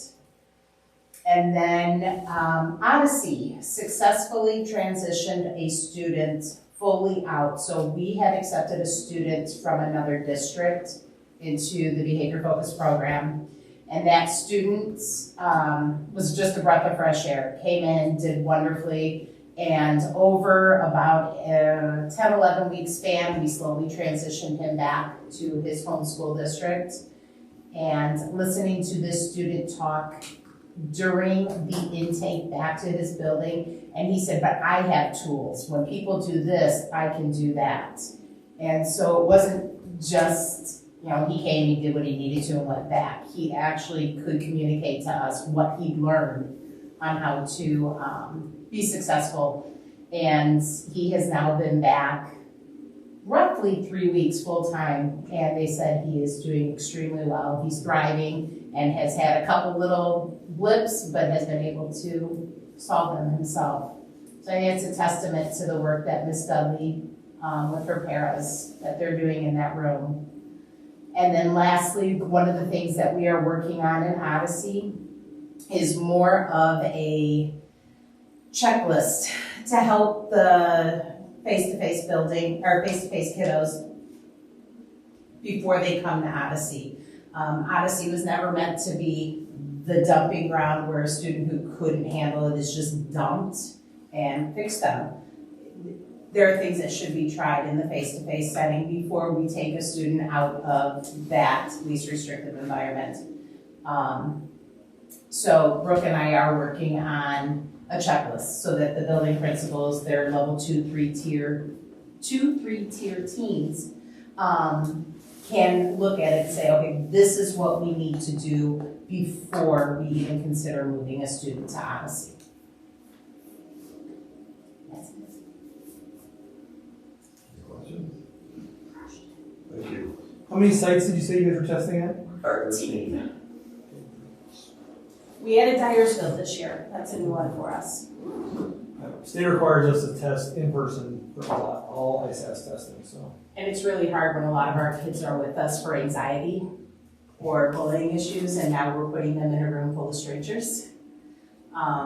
With teachers they may have only talked to on Zoom. It's very hard for some of the kids. How many testing sessions?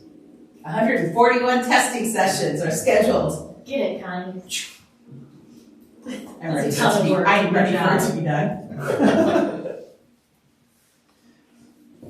Thank you, Mr. Hurley. All right, in the interest of time, I'm just gonna hit the highlights here on the, and at Ms. Jacobs' request. Just hit the highlights on the long board agenda, or board report here. First page is basically just some past and current PBIS data. I'll let you guys kind of peruse that on your own. So flip over to the second page.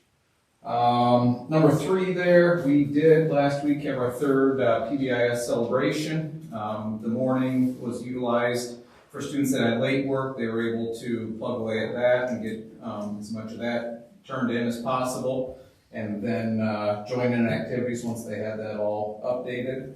And then in the afternoon, we had activities for all students, whether they had their work turned in or not. So we wanted it to be a fun, memorable day for everybody. Number 7 there, Learning Lab intervention rosters have been adjusted. So basically after we do our test, which was talked about before, the MAPS, and our FAST testing, depending on which grade level the students are in, we go over the data from those and kind of determine which students would benefit most from being in the learning labs. So we updated those from our January assessment data. And number 8 there, just a little fun fact here. We've had 3 staff members in our building welcome new babies into their households. So the D-backs have adopted a son. Ms. Parkin and her husband welcomed a son, and then Mr. and Mrs. Sorensen also welcomed a son into their home. So fun thing there, and we've been able to keep our long-term subs busy and employed the majority of this year, so it's been good. 7th and 8th grade choir concert, and then I should have put on there as well, we also had a 7th and 8th grade drama performance last week as well. So we had 80 students that performed in the choir concert between 7th and 8th grade. Ms. Grumman did a fantastic job, as did the performers. And then the following night, we had a 7th and 8th grade play up at the middle school, We'll Be Better Later. And that was also directed by Mrs. Grumman. So a very busy week for her, but a good opportunity for our students to get out and represent the middle school well in front of an audience. So that was enjoyable. Spring conferences were last week. Between the 2 days, we had 112 families that represented in our building. So it was good to have them come in and kind of gauge where their students are at, and just kind of our teachers were just building some positive relationships with those families. So real good opportunity there. And I was pleased with the turnout. Spring conferences can be kind of sparse with the turnout, so thought it was pretty good all in all. Some of the other administrators have talked about ISASPs. We're no different. We've got that coming up next week. We'll do basically a district-wide practice test on Monday, and then we'll do our testing sessions on Tuesday, Wednesday, and Thursday, and then with makeups to follow after that. Students will be tested in math, reading, ELA, and then our 5th and 8th graders will also be tested in science as well, based on what the state requires there. And then Mrs. Smock has been working with our 8th graders on their 9th grade registration and their 4-year plans. So she's individual, or in small groups, I should say, met with the 8th grade students, kind of talked them through what courses they could or should be signing up for. Students have a lot of autonomy in helping to choose what their electives are going to be. Obviously, they've got some core subjects that are kind of laid out for them. So that was a good learning experience for those students. And then additionally, Mrs. Smock invited parents into the building for an evening parent learning session as far as kind of what that whole transitional process is going to look like. So again, just another cool way to kind of promote those relationships with parents and kind of help them be a part of the process of helping their students understand the course registration process and help them plan for the future as well. So that's kind of what's going on at the middle school. Any questions? Thank you. You bet. We'll move on to discussion of comments by board members. Kelby? Yeah. Joe? Connie mentioned least restrictive environment. What is is it as straightforward as what it sounds like, or is there more to, that's the second time I've heard that phrase in a week. So ideally, we want every student to be able to be in a gen ed setting, the least amount of restrictions on them, the best opportunity to learn. But we know that some students, it's a little overwhelming to be in a regular classroom without those supports. And when we take a student out, sometimes it's just they just need that resource help, and they're going to work with a special education teacher in a smaller setting. When they come to us, they're fully pulled out of that gen ed setting. And in the Odyssey program, it's very restrictive because these are students that just have not been successful at that time. Okay. So the least restrictive environment, or LRE, is regulated by IDEA, which is the Individuals with Disabilities Education Act. federal legislation, and that's the legislation that creates IEPs. And it articulates that the LEA, which is the school district, has a requirement to provide education in the least restrictive environment possible, knowing all other circumstances. So the barriers that we put in place for a student to go to an Odyssey program are very high, because we have an obligation to educate that student in the building that is most appropriate for their development disability, in age-like peers, in a gen ed setting, as much as we possibly can figure out. And then every time that we move them out of that setting, we are adding restriction. So in the continuum of least restrictive environment, you have a student that maybe gets like speech once or twice a week.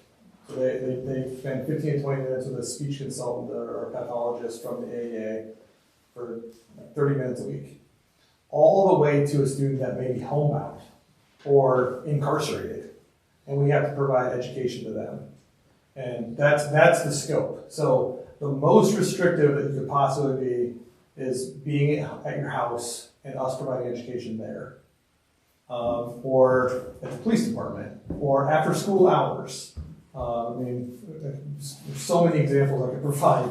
But anytime that you pull a kid out of their regular building and into a program like Odyssey, or you send them to River Hills, or Crossroads in Decorah, or the Lead Center in Waverly, the barriers to do so are extremely high.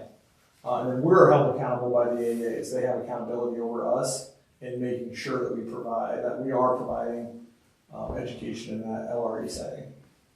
Okay, as I'm assuming that's as long as they can handle the environment they're in. So if a kid is throwing chairs or roughing up other kids, right? What's the protocol? If you can't keep them in the classroom continuously, what's... So those decisions are kind of two things happening simultaneously. You have, each of those students has an IEP team made up of gen ed teacher, special ed teacher, administrator, parent, and AEA consultant. And they're making individual decisions based on that student. That team carries the most weight. They carry more weight than you do. They carry more weight than a court of law. If that team says that this is what we're going to do and it's within the scope of law and the scope of the programs that the school provides, then that's the rule of law. That's what gets decided. And courts have continually backed that up. The other thing that happens is that from a district lens, we provide the resources through hiring staff, through creating programs like Odyssey, or internal programs to create roster groups so that we have an appropriately licensed teacher providing appropriate education to this group of kids and that group of kids and that group of kids. So the high school, they have a teacher that's licensed to teach Strat 2, which is our level 2 and level 3 kids. Those are our most cognitively impaired students. And then they have a student that is licensed as a behavioral disorders, so working primarily with students that are having behavior issues. And they have a teacher that is doing work-based learning components, because the law says after the age of 14 we have to create transition plans and work plans, and they have someone that's providing level 1 services for reading and math. So there are 4 people. Now, there is some blending of those 4 people. They can cross over depending on the kids that we have walk through our door. But generally speaking, we try to cluster the kids into those teachers in those programs. And then that's kind of replicated in all of our buildings depending on age of students, the students with disciplines that we're serving, and kind of the number of students that we have. Okay. Make sense? And I think that there's, Jamie and I have been working specifically lately on evaluating the Wings Park system and trying to figure out that conundrum. We have traditionally siloed teachers by grade level. So you're a first grade special ed teacher, you're a second grade special ed teacher, you're a third grade special ed teacher. We know that some of the behavior issues that are spiking, they pull those people out and then it impacts other kids because I'm worried about the discipline here or the behavior here, but I'm not maybe able to teach here. And so by reclustering the staff based on needs or ability, we can potentially address some of those behavior issues. If we have someone specifically targeting behavior students, someone specifically targeting the level 2-3 kids similar to the high school, and then the level 1 teachers to make sure that they're focusing on the reading and math. Do they have to provide some flexibility? Did you see, like in the high school like a minute or two ago, that you had a licensed person, you said, that handles behavior issues? Yeah, so it's too complicated and too convoluted. But so that there are 3 different like pathways for licensure, and then licensure also hits on certain grade levels. But the state license is Strat 1 and Strat 2. So Strat 1 being level 1, so that's your students that are typically reading and math disabilities. And then Strat 2, that's your cognitive disabilities, and then also your behavior disabilities. And then depending on program, from the college standpoint, they can get an LD or learning disability license, a BD, behavior disability license, or ID, which is like your cognitive individuals, like intellectual disabilities. So, yeah, there's been some work done to try to get that stuff unwrapped a little bit because it's too complicated to get the right people, the right mix of people licensed to be with the right mix of kids you have in your building. So that's a long answer. There's a lot to it. I think I've shared before that when you're going through your program, either your school administration, principal administration, or your superintendency program, there's one class for school law, which is all of school law in a class, and there's one class for special ed law. So it's its own thing. Like, and there's a lot to it.